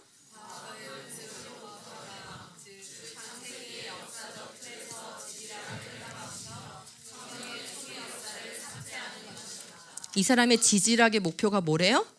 과학을 이 사람들이 생각할 때는 성경에서 벗어나는 게 중립이라고 생각한 거예요. 그 생각에 우리 모두가 젖어 있어요. 제가 아까 좀 언급을 드렸죠. 우리의 지적인 판단이 중립이라고 생각해요. 내 판단이 중립을 지킬 수 있다고 생각해요. 그게 다 이 근대적 정신의 산물이에요. 라이엘은 성경에서 벗어나는 게 중립을 지키는 거고 객관적인 거라고 생각을 했어요. 그래서 자연은 자연으로 해석해야 된다. 성경을 거기다 끼어들게 하면 안 된다. 그래서 교회를 거부하는 이 근대의 정신을 이 지질학을 통해서 표현했고 그걸 위해서 이 사람이 도입한 게 바로 균일론이라는 가정이에요. 늘 그래왔듯이 앞으로도 그럴 것이고 과거에도 그랬을 것이다. 그래서 지금의 천천히 지층이 쌓이는 그 속도를 균일하게 과거의 역사에다가 도입해서 해석하는 거예요. 그렇게 해서 지층의 연대가 수억 년이라는 긴 시대가 들어오게 만든 장본인이에요. 이 사람이 찰스 라이엘. 네. 이 사람 때문에 지지시대표라는 게 만들어지게 된 거예요. 그래서 첫 번째 박스, 동그라미 2번은 첫 번째 박스 창세기를 삭제하고 동일과정설에 입각한, 우리 교과서에는 아이들이 동일과정설이라고 배우는데 제가 지금까지 가르쳐드린 균일론과 같은 말입니다. 이걸로 대체시켰어요. 그래서 하나님의 계시의 말씀으로부터 자연사를 해방시키길 원했던 거예요. 이 사람들은 그걸 해방이라고 얘기하는 거예요. 오늘날도 해방이란 말을 굉장히 많이 쓰잖아요. 다 이런 정신이 들어있는 거예요, 거기에. 창세기 1에서 11장을 뭘로 안 받아들여요? 역사적 사실로 안 받아들이는 거예요. 그거는 신화라는 거예요. 그리고 그렇게 얘기하는, 주장하는 신학이 그때 이미 있었어요. 지금 찰스 라이엘은 1800년대거든요. 근데 이미 1700년대부터 자유주의 신학이라는 게 시작이 됐어요. 그래서 이성에 합리적으로 이해되는 것만을 받아들이니까 기적은 다 받아들일 수가 없는 거예요. 초자연적인 것은 실제 있었던 사건이 아니라고 보는 거예요. 그런 거는 비유나 아니면 전설이나 아니면 예수님이 하신 일을 막 이렇게 높이고 싶은 주변 사람들이 만들어낸 이야기라고 이렇게 보는 자유주의 신학에 입각해서 지질학을 하게 된 거죠, 이 사람은. 그러니까 자유주의 신학과 오랜 연대 진화론은 뗄래야 뗄 수 없는 관계예요. 예. 이 사람이 뭔가 좀 이상한 말을 한다라고 하면 그 사람은 반드시 진화론을 믿고 있을 가능성이 높아요. 그리고 진화론을 믿는다 하면 이 사람은 자유주의 신학의 노선을 가고 있을 가능성이 높아요. 두 개는 상관관계에 있어요. 이렇게 태생적으로 상관관계에 있어요. 그다음 밑에, 그다음 두 번째 찰스가 나왔어요. 두 번째 찰스는 누구예요? 찰스 다윈이에요. 네, 제가 저번에 말씀드렸죠? 찰스 다윈이 누구의 책을 가지고 비구로를 탔다? 찰스 라이엘의 그 지질학의 원리, 그 세 권을 딱 끼고 항해에 떠난 거예요. 그리고 그 라이엘의 관점을 자기는 어디다 적용하고 싶었어요? 생물에다가 적용을 하고 싶었어요. 라이엘은 지층을, 화석을 해석하는 데다가 그 균일론을 적용했다면 찰스 다윈은 생물의 역사를 해석하는 데다가 균일론을 적용하려고 했던 거예요. 자, 그래서 박스, 거대한 지층과 협곡의 화석의 형성을 느리고 점진적인 지질 변화로 해석했듯, 느리고 점진적인 변화, 그죠? 다윈은 동일한 접근 방식을 생물의 기원에 적용을 한 거예요. 그래서 생존 경쟁에서 살아남은 생물들의 작은 변화가, 그죠? 작은 변화가 조금씩 깎이고 조금씩 쌓이고 한 것처럼 생물에서도 작은 변화가 오랜 세월에 걸쳐 축적되어 조금 변화가 축적이 오랜 시간 되면은 새로운 동물이 출현될 수 있다라고 주장하는 그 책이 바로 종의 기원인 거예요. 정신이 같죠? 균일론적인 접근을 하고 있는 거예요. 그럼 4번 같이 한번 읽어볼까요? 시작. 라이엘의 점진적이고 느린 퇴적과 심식은 다윈에게 점진적이고 느린 작은 변화의 축적이었다. 과거 역사를 해석하는 데 있어 현재 관찰되고 경험되는 변화 속도와 규모를 균일적으로 과거에 무한히 소급 적용시키는 동일과정설 또는 균일론이라고 하셔도 똑같은 말이에요. 동일과정설이 그들의 전제였다. 그래서 여기 앞에 화면에 보시면 둘 다, 찰스 라이엘도 찰스 다윈도 동일과정설을 전제로 해서 느리고 점진적인 변화를 주장한 건데, 그렇게 한 근거가 뭐냐면 오직 자연을 자연 과정으로만 해석하라는 자연주의라는 사상에 입각해서 그렇게 한 거예요. 그래서 자연주의 사상을, 지질을 해석하는 데 도입한 사람이 라이엘이고 자연주의 사상을 생물의 역사를 해석하는 데 도입한 사람이 다윈인 거예요. 결국 둘 다 뭐를 적용한 거예요? 자연주의를 도입한 거예요. 그래서 이걸로 지구의 역사, 생물의 역사가 자연주의에 입각해서 지금까지 형성되어 온 거를 우리는 교과서를 통해서 배우고 있었던 거예요. 그럼 자연주의가 뭐예요? 오직 자연 과정으로만 설명해라. 이건 마일드하게 표현한 거고, 조금 더 이걸 강하게 표현해 보면 자연뿐이다예요. 자연뿐이다. 자연 외에는 아무것도 존재하지 않아. 오직 우주만 존재해. 우주 외에는 존재하지 않아. 어디서 많이 들어봤어요? 기억이 안 나시겠지만 1강에서 이미 프리드만이 두 가정을 만들 때 빅뱅이라는 이론을 하기 위해서 전제 두 가지가 필요했었잖아요. 그때 우주밖에 없다라고 했기 때문에, 그리고 우주는 그냥 저절로 생성된 거다 했기 때문에 중심도 없고 가장자리도 없는 전제를 놨잖아요. 똑같은 거예요. 이게 다 자연주의 사상에 입각한 전제인 거예요. 이렇게 해서 지구의 역사와 생물의 역사가 진화론적으로 이렇게 정립이 되게 된 것입니다. 여기서 절대로 받아들이지 않는 게 있어요. 이 자연주의에 입각한 해석 체계는 절대로 이 세 가지를 받아들이지 않습니다. 써보세요. 격변. 왜요? 점진적인 변화여야 되니까 지층이, 그 많은 지층이 한꺼번에 빠른 속도로 연속도로 쌓였다고? 이건 격변이죠. 그런 격변은 절대 거부해요. 그러면 오랜 점진적인 진화의 역사를 말할 수가 없게 되거든요. 그 다음에 우주가 전부라고 생각하는 자연주의에 입각해 있기 때문에 뭐를 거부해요? 초자연적 개입을 거부해요.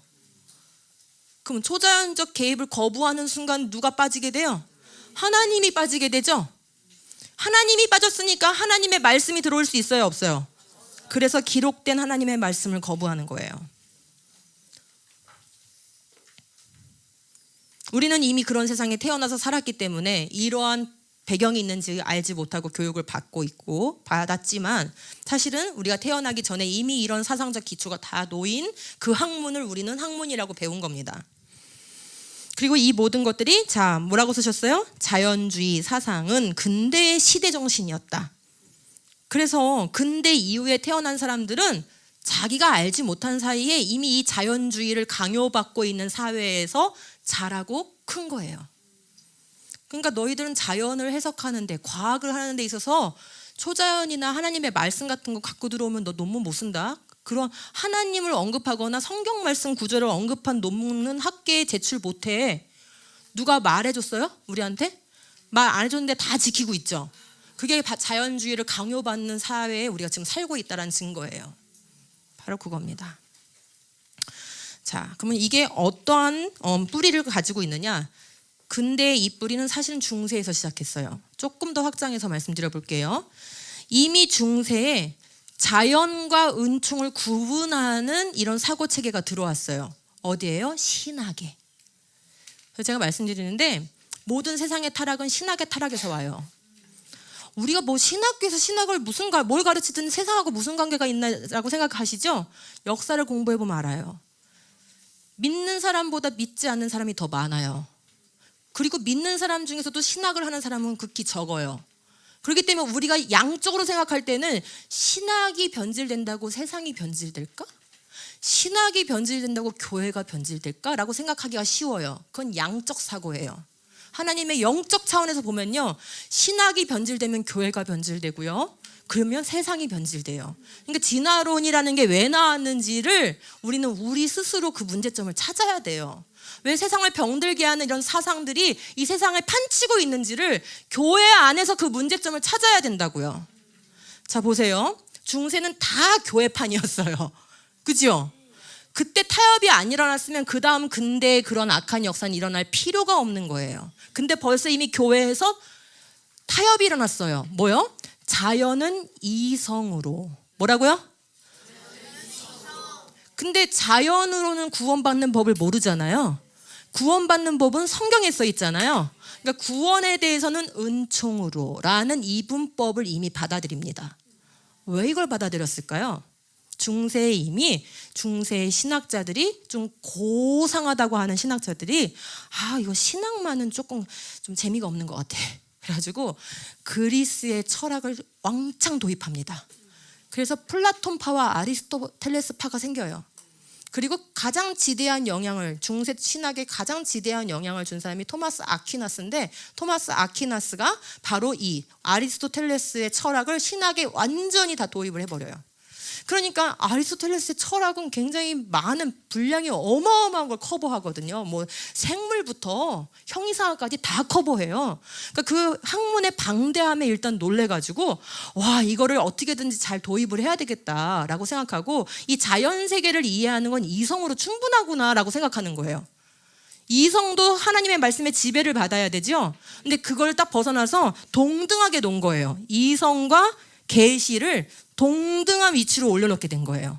그런데 교회라는 것의 그 지배 체제가 견고할 때는 이게 문제를 일으키지는 않고 그냥 이렇게 내장되어 있는 상태인 거예요. 문제가 잠재되어 있는 상태였던 거예요. 자, 아퀴나스가 이거를 도입을 했어요. 자연은 이성을 통해서 알 수 있다. 은총은 계시를 통해서 알 수 있다. 이렇게요. 그런데 교회가 썩어지고 부패하고 더 이상은 정말 교회의 교자도 듣기 싫고 교황의 교자도 듣기가 싫어. 그런 시대가 돼버렸잖아요. 그래서 교회와 하나님의 말씀에 대한 아주 거대한 반발감이 생겨나는 시대로 전환될 때 이 모든 걸 버리고 싶어진 거예요.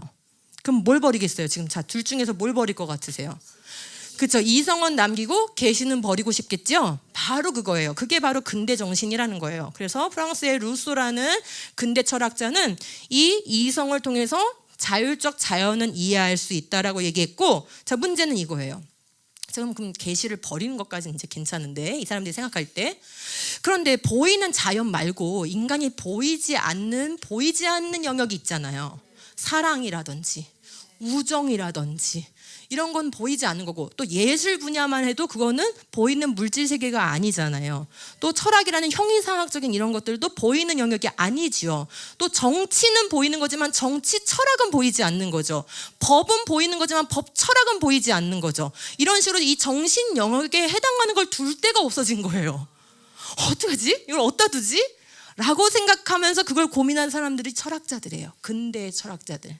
그리고 그거를 자율적 자유라는 이름으로 명칭을 하게 돼요. 아, 그냥 우리는 원래 자유를 갖고 있었어, 이렇게. 근거는 없어진 거예요. 계시를 버리고 나니까 자기의 이 보이지 않는 영역을 둘, 인간에게만 존재하는 그 보이지 않는 영역을 둘 자리가 없어졌는데, 있긴 있어야 인간이잖아요. 그것까지 버려버리면 동물이잖아요. 그러니까 그거를 간직은 해야 됐는데 어디다 둬야 될지는 모르겠어서 이름을 자율적 자유라고 붙이고, 더 나아가서 이제 칸트는 이 자연은 그냥 법칙으로 척척척 다 움직여. 막 그때 이제 중력을 발견하고 막 케플러의 법칙이 나오고 화학에서 막 원소들을 발견하고 막 이러니까, 아, 이거는 거대한 기계야, 우주는. 이렇게 생각하는데, 그러면 내가 뭐가 돼요? 기계의 부분이 되죠. 인간이 받아들일 수 있어요, 없어요? 그래서 인간이 인간으로서 고유한 그 정신적인 영역을 일컬어서 칸트는 자율적 자아라고 부르게 돼요. 근거는 없지만 그냥 본래적으로 우리는 그런 자아를 가지고 있다. 그래서 초자 이런 말이 이제 그때 나오는 거예요. 자, 그러면 이 근대 정신에서 이제 자연주의가 굉장히 중요한 역할을 하는데, 자연주의를 계몽주의 철학에다가 이제 선명하게 끌어들인 사람이 휴미라는 사람이거든요. 이 사람이 진리의 정의를 바꿔요. 휴은 진리를 이성의 자연적 결과라고 한다. 아, 진리는 하나님께서 계시해 준 게 아니라 뭘로 바뀌었어요? 이성의 자연적 결과. 이성을 통해서 우리가 이 자연 세계를 해석하고 이해한 게 진리가 되는 거예요. 그러면은 이성이 다가갈 수 없는 영역은 빼버려야 되죠. 이성이 다가갈 수 있는 건 감각의 영역, 경험의 영역밖에 없죠. 이 감각과 경험을 빼버린 나머지 것들은 없다, 무시하게 되는 거예요. 그거를 논하는 거는 독단이야 이래버려요. 이성 너머의 것을 논하는 건 인간이 독단이야. 이거를 잘못 이렇게 딱 생각하면요, 겸손해 보입니다. 아, 이성 너머의 거 논하지 마. 인간이 겸손해야지. 그렇게 너무 그 과도한 것들을 상상하지 마. 이런 식으로 얘기하면서 자유주의 신학이 지지를 받는 거예요. 그런 초자연적인 거 자꾸 논하지 마. 인간은 이성으로 감각과 경험의 세계밖에를 경험하지 못하는데, 네가 경험하지 못하는 거 어떻게 알아, 네가? 그런 거 말하지 말라니까 하면서 마치 그게 겸손한 학문인 것처럼 포장을 하게 되는 거예요. 이러한 사상을 자연주의라고 합니다. 자, 좀 많이 왔는데 한번 정리하고 가볼까요? 제가 마지막까지 많은 걸 다 뜯으러 넣어가지고요. 알려는 드리고 싶고, 그죠? 네, 그래서 자 173쪽에 동그라미 1번에 현실 세계를 뭐가 아니라 뭐로요? 계시가 아니라 이성을 우위에 두고자 했던 흐름이 바로 계몽주의, 근대의 정신이 된 겁니다. 그 다음에 동그라미 2번에 감각과 경험을 통해 주어지는 이성의 자연적 결과, 아까 휴메의 사상을 얘기한 거죠. 이성의 자연적 결과라고 진리를 본 거예요. 그러니까 이제 진리가 절대자로부터 주어지는 게 아니죠. 그러면 이미 여기서부터 절대 기준 같은 건 없어지는 거예요. 하나님의 법 이런 건 없는 거예요. 자, 그러면 뭐를 알 수 없다고 선을 긋게 됐을까요? 경험의 한계 밖에 있는 건 알 수 없어. 이성 너머에 대해서 생각하는 건 독단이야. 네, 이렇게 규정을 하기에 이르게 된 거죠. 그러므로 이성 너머의 것, 경험 너머의 것은 학문으로 인정을 받을 수가 없게 된 거예요. 자, 넘어가서 자연주의. 우주에 존재하는 모든 것이 도덕적이거나 영적인 혹은 초월적인 존재에 개입 없이 오직 뭐에 의해서만? 자연 과정에 의해서만. 그러니까 화학 반응으로 첫 번째 세포가 생겨야만 하는 거예요, 이들은. 자연 과정으로만 생명체가 생겨야만 하는 거예요. 자연 과정으로 우주가 생겨야만 하는 거예요. 그냥 점진적인 과정으로 지층과 화석이 형성됐어야만 하는 거예요. 다 이 자연주의 사상에서 나오는 해석인 거예요. 그래서 자연주의 세계관은 우주 외에 아무것도 없으며 존재하는 모든 것은 그것의 부분일 뿐이다. 우리는 우주의 부분일 뿐이다. 이렇게 생각한다는 거죠. 4번, 자연주의에 근거하면 우주 전체가 잘 짜여진 기계여야 하는 뭐가 발생합니까? 모순이 발생하죠? 그 거대한 기계 안에 넣어놓을 수 없는 것이 있어요. 뭐가 없어요? 인간의 자율적 인격, 지성, 영혼, 이거는 기계 안에 들어갈 수가 없는 거예요. 자, 여기 잠깐 보실까요? 이제 근대가 만들어낸 세계가 이거예요. 우주가 전부고 모든 건 다 우주 안에 있고 나도 우주의 일부분이에요. 근데 이 우주를 기계적인 우주로 하고 나면 해결이 안 되는 문제가 있어요. 인간의 영혼은 어디서 왔나? 영혼은 기계가 아니니까. 그죠? 인간의 자유는 어디서 왔나? 자유도 기계적인 거나 물질적인 건 아니잖아요. 이것도 해결이 안 되는 거예요. 인간의 지성은 어디서 왔나? 이런 고차원적인 지성이 물질의 산물은 아니잖아요. 이게 해결이 안 되는 거예요. 그래서 이거를 어디다가 넣어야 되는 거죠. 그래서 그거를 자아로 처리하게 되는 거예요. 자아로. 예. 그래서 지금 우리가 쓰다가 만 박스가 바로 이 인간의 인격, 지성, 영혼, 또 거기다 자유를 넣으셔도 됩니다. 그 다음 내려와서 동그라미 1번에 참된 세계 이해의 근거. 이제 그러면 우리가 이 근대적인 정신에 너무 익숙해져 있는데 우리는 도대체 세계를 어떻게 이해해야 되는가를 정리하면 이제 다 끝납니다.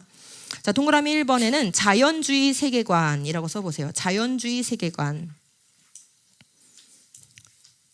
이 자연주의 세계관에서는 인격적 자율이 모순이 돼요. 왜냐하면 기계여야 되는데 인격은 자율은 기계일 수가 없잖아요. 그래서 모순이 되므로 이를 해결하기 위해 인간의 자아를 세계 인식의 근원으로 여기게 돼요. 그에 상응하여 우주를 관념화해요. 무슨 뜻이냐면 우주가 있어서 내가 있는 게 아니고 내 자아가 우주를 인식한다, 이렇게 관점이 바뀌게 돼요. 그래서 이 세계관에서는 이 우주는 실제로 있어도 되고 없어도 돼요. 조금 어렵죠?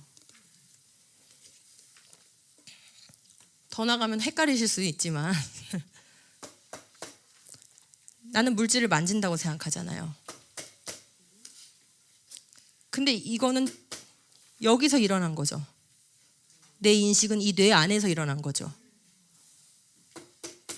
내가 이렇게 느꼈다고 해서 진짜 이 물질이 여기 정말 이렇게 존재하는 걸까?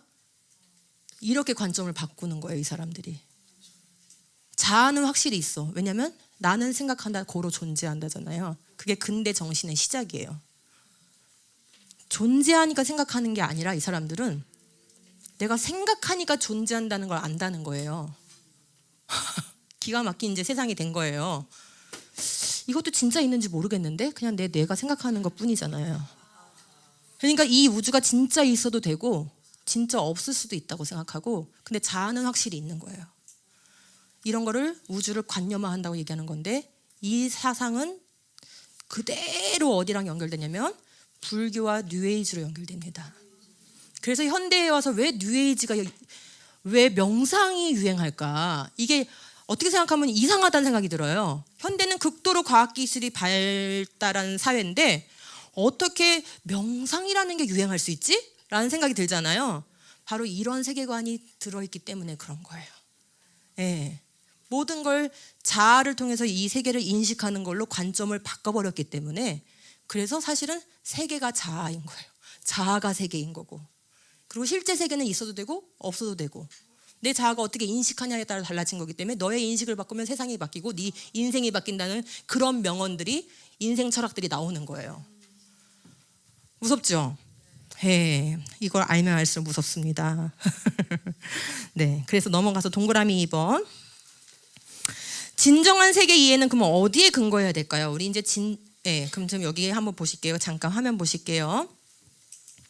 지금 요게 근대 정신에 입각한 세계관인 거예요. 기계적 우주는 감각과 경험의 세계인 거죠. 근데 인격적 자유는 어디다 놓긴 놔야 되는데 놓을 데가 없으니까 추상적인 관념, 그 자아 안에다가 요거를 처리를 한다는 거예요. 그래서 둘의 싸움이에요. 이 세속적 세계관은 뭐의 싸움이냐면 이 실제 우주가 있다고 생각하는 사람들하고 이거 굳이 없어도 된다고 하는 사람들 간에 싸우고 있어요. 우리한테는 이 둘 다 문제가 있는 거예요. 자, 그러면은 우리는 어떤 세계관을 가져야 되는가? 자, 보시겠습니다. 세계를 이 원으로 표시한다면은 세계가 어떻게 시작됐어요? 그냥 자연 발생된 것도 아니고요. 우주가 전부인 것도 아니에요. 이 세계가 있기 전에 하나님은 존재하고 계셨고 세계는 오히려 없었어요. 그죠? 이 무를 하나님께서 말씀으로 유가되게 창조하신 거예요. 그 완전한 창조 세계를 만드셨어요. 말씀으로. 보이는 세계를 보이지 않는 말씀으로 창조하신 거예요. 이게 우리의 세계관의 가장 밑바탕 1층에 놓여야 되는 거예요. 되셨죠? 자, 그런데 이 완전한 창조 세계에 또 하나님께서 우리에게 이성을 주시고 판단력을 주셨으니까 일반 은총의 영역이 있지요. 근데 아직 타락하기 전이에요. 지금 아직 타락하기 전. 하나님의 형상으로 인간을 지어주셨죠.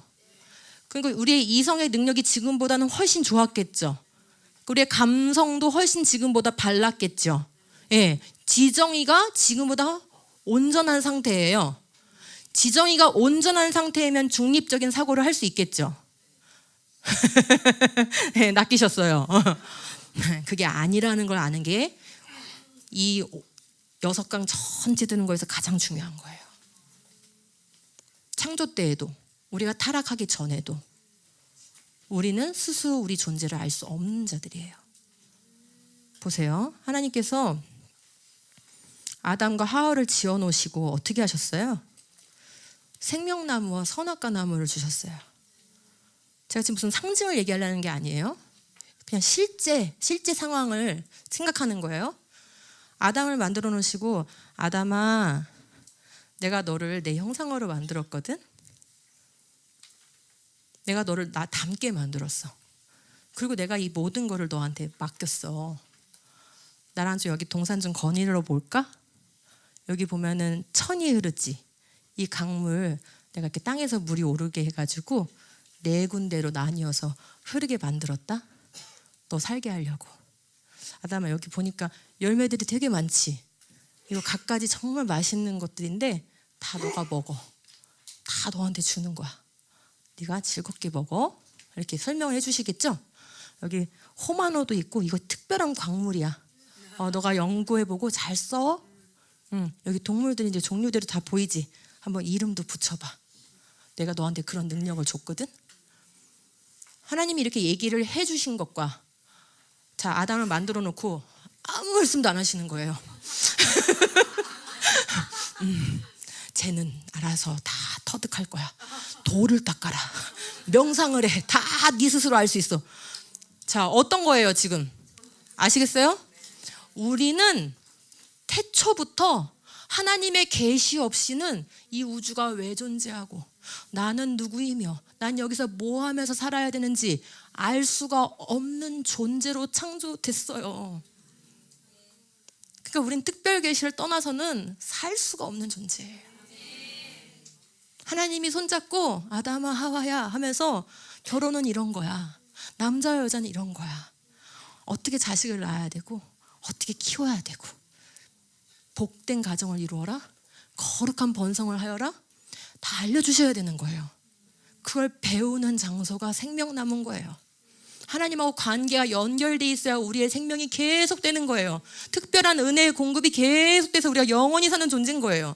하나님하고 관계가 끊어지면 죽는 거예요. 그래서 선악과 먹으면 죽는 건 거예요. 이해가 되셨어요? 그렇게 하나님이 알려주신 거예요. 그런데 선악과 먹어버렸잖아요. 그래서 뭐가 됐어요? 완전한 창조 세계인데 아까는 일반 은총이 타락하지 않은 일반 은총, 타락하지 않은 이성 감각, 지정이 다 가지고 있어도 뭐에 의존해야 된다고요? 특별 계시에 의존해야 한다니까요. 예, 그런데 타락하면 당연히 어떻게 해야 될까요? 타락하면 더 의지해야죠. 더 의지해야죠. 지금 지정이가 지금 망가졌는데 더 의지해야죠. 그죠? 그런 상태가 된 거예요. 그래서 세계를 보는 두 개의 이제 렌즈가 필요하다 그랬죠. 하나는 하나님이 창조하셨어. 그런데 타락을 통해서 물리적인 영역도 타락했고 영적으로 윤리적으로도 타락했어 라는 것을 이 두 가지 렌즈를 다 끼고 이 세상을 봐야 되는 거예요. 그래서 하나님과 단절된 인간인 내 실존을 볼 수 있어야 되고, 그 다음에 이 세계가 왜 고통과 죽음이 있는가? 죄 때문에 저주받아서 이 피조물이 지금 신음하고 있는 거야.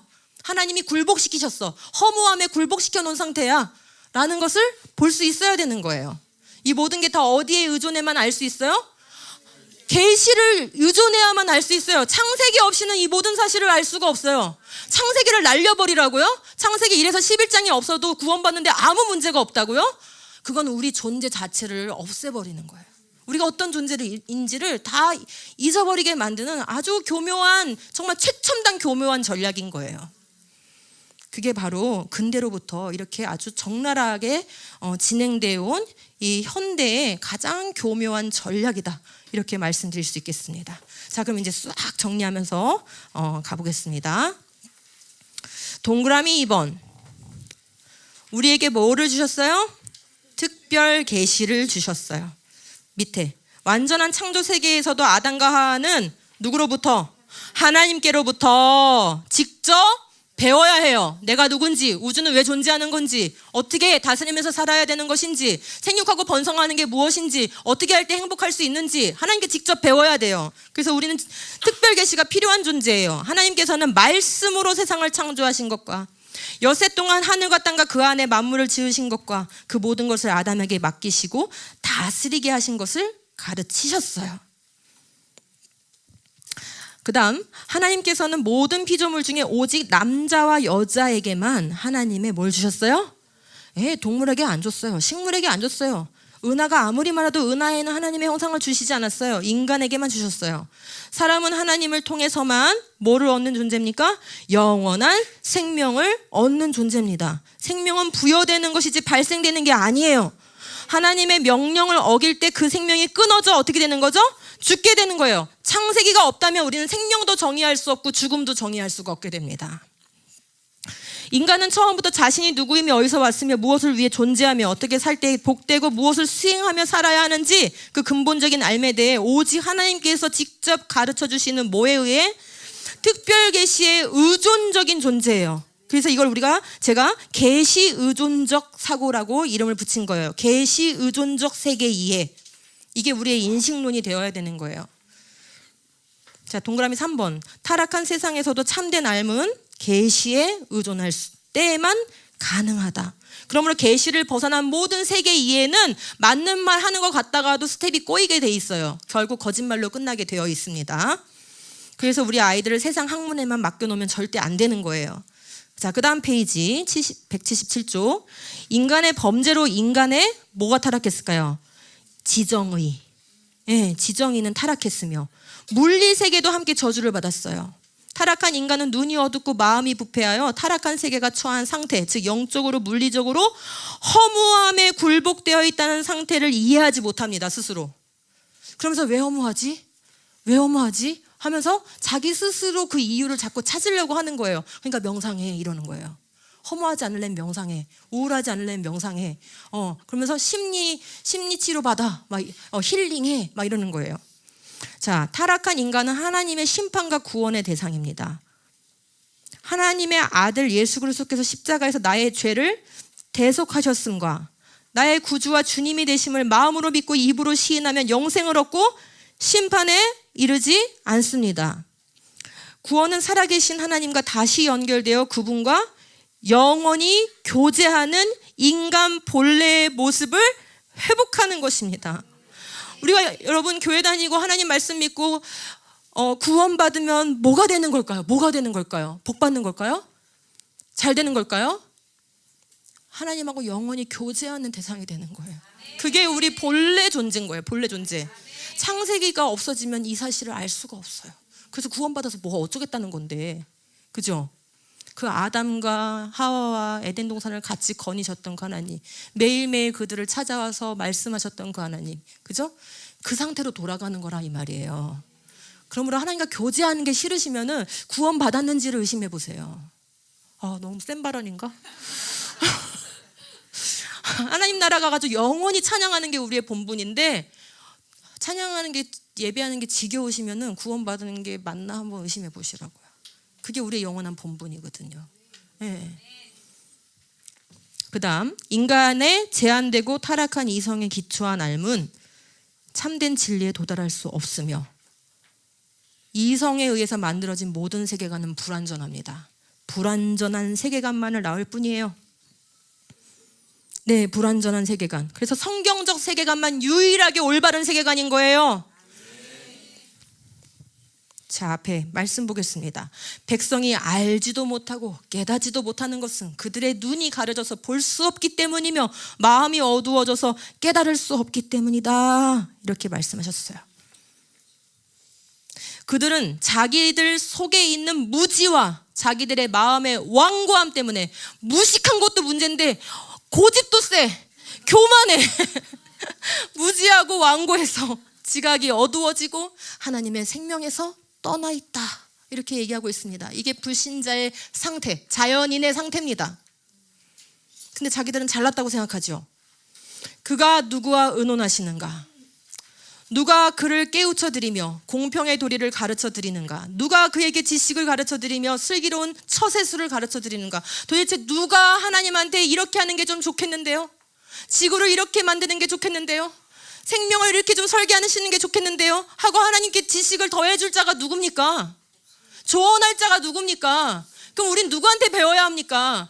내 의견을 주장할 때가 아니에요. 하나님께 들어야 돼요. 하나님께 배워야 돼요.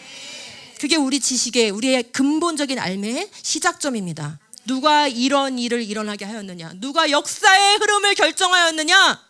태초부터 나 주가 거기에 있었고 너네는 없었잖아. 나만이 있었거든. 그러니까 내가 해주는 말을 좀 믿을래? 창세기 1장, 2장, 3장. 끝날에도 내가 거기에 있을 것이다. 알파 오메가 캠프. 네, 자, 같이 읽겠습니다. 시작. 하나님을 아는 지식을 가로막는 모든 교만을 쳐부수고 모든 생각을 사로잡아 그리스도께 복종시킵니다. 누가? 네, 여기 주어가 나예요. 우리예요. 하나님이 아니에요. 하나님 복종시키게 해주세요. 이건 복종하기 싫다는 기도예요. 하나님, 제가 복종하겠습니다. 저를 쳐주시옵소서. 저를 쳐서 복종하겠습니다. 기도가 이렇게 되어야 되는 겁니다. 아마 느끼실 거예요. 그 기도가 잘 안 나오시는 분이 있으실 수 있어요. 그죠? 시작. 누구든지 나와 내 말을 부끄러워하면 인자도 자기와 아버지와 거룩한 천사들의 영광으로 올 때에 그 사람을 부끄러워하리라. 여러분, 너무나 무서운 말씀이죠? 우리가 주님의 말씀을 부끄러워하면 하나님께서, 예수님께서 이 땅에 천사들과 오실 때 내 말을 부끄러워했던 너를 부끄러워할 거야 라고 말씀하시는 겁니다. 하나님의 말씀 그대로 믿는 게 부끄럽습니까? 창세기의 역사 그대로 믿는 게 부끄럽습니까? 밖에 나가면 진화론 천지니까 창조 믿는 게 부끄럽습니까? 예, 그러면 하나님이, 예수님께서 재림하실 때 우리를 부끄럽게 여기실 거라고 말씀하고 계세요. 그래서 바라기는 우리 한국 교회가 하울람은 당연하고, 예, 한국 교회가 우리 다음 세대를 하나님의 말씀을 부끄러워하지 않는 세대로 키우기를 원합니다.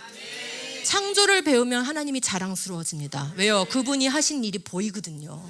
근데 창조를 가르치지 않으면 하나님의 말씀이 부끄러워요. 왜요? 우리가 진리에서 지고 있는 줄로 착각하게 만들거든요. 진리 패배감을 안겨주고 있는 게 바로 진화론 교육이에요. 아, 창조는 틀렸어. 하나님의 말씀은 뭔가 맞지 않는 것 같아. 과학시대에 어울리지 않아. 이러면서 진리 패배감을 안겨주고 공적인 자리에서 하나님의 말씀을 말하는 것을 두렵게 만든다 이 말입니다. 하나님의 말씀을 부끄럽게 만드는 그런 시대에 우리가 살고 있지만 하나님의 말씀을 자랑스럽게 여기는 세대를 키워갔으면 좋겠습니다.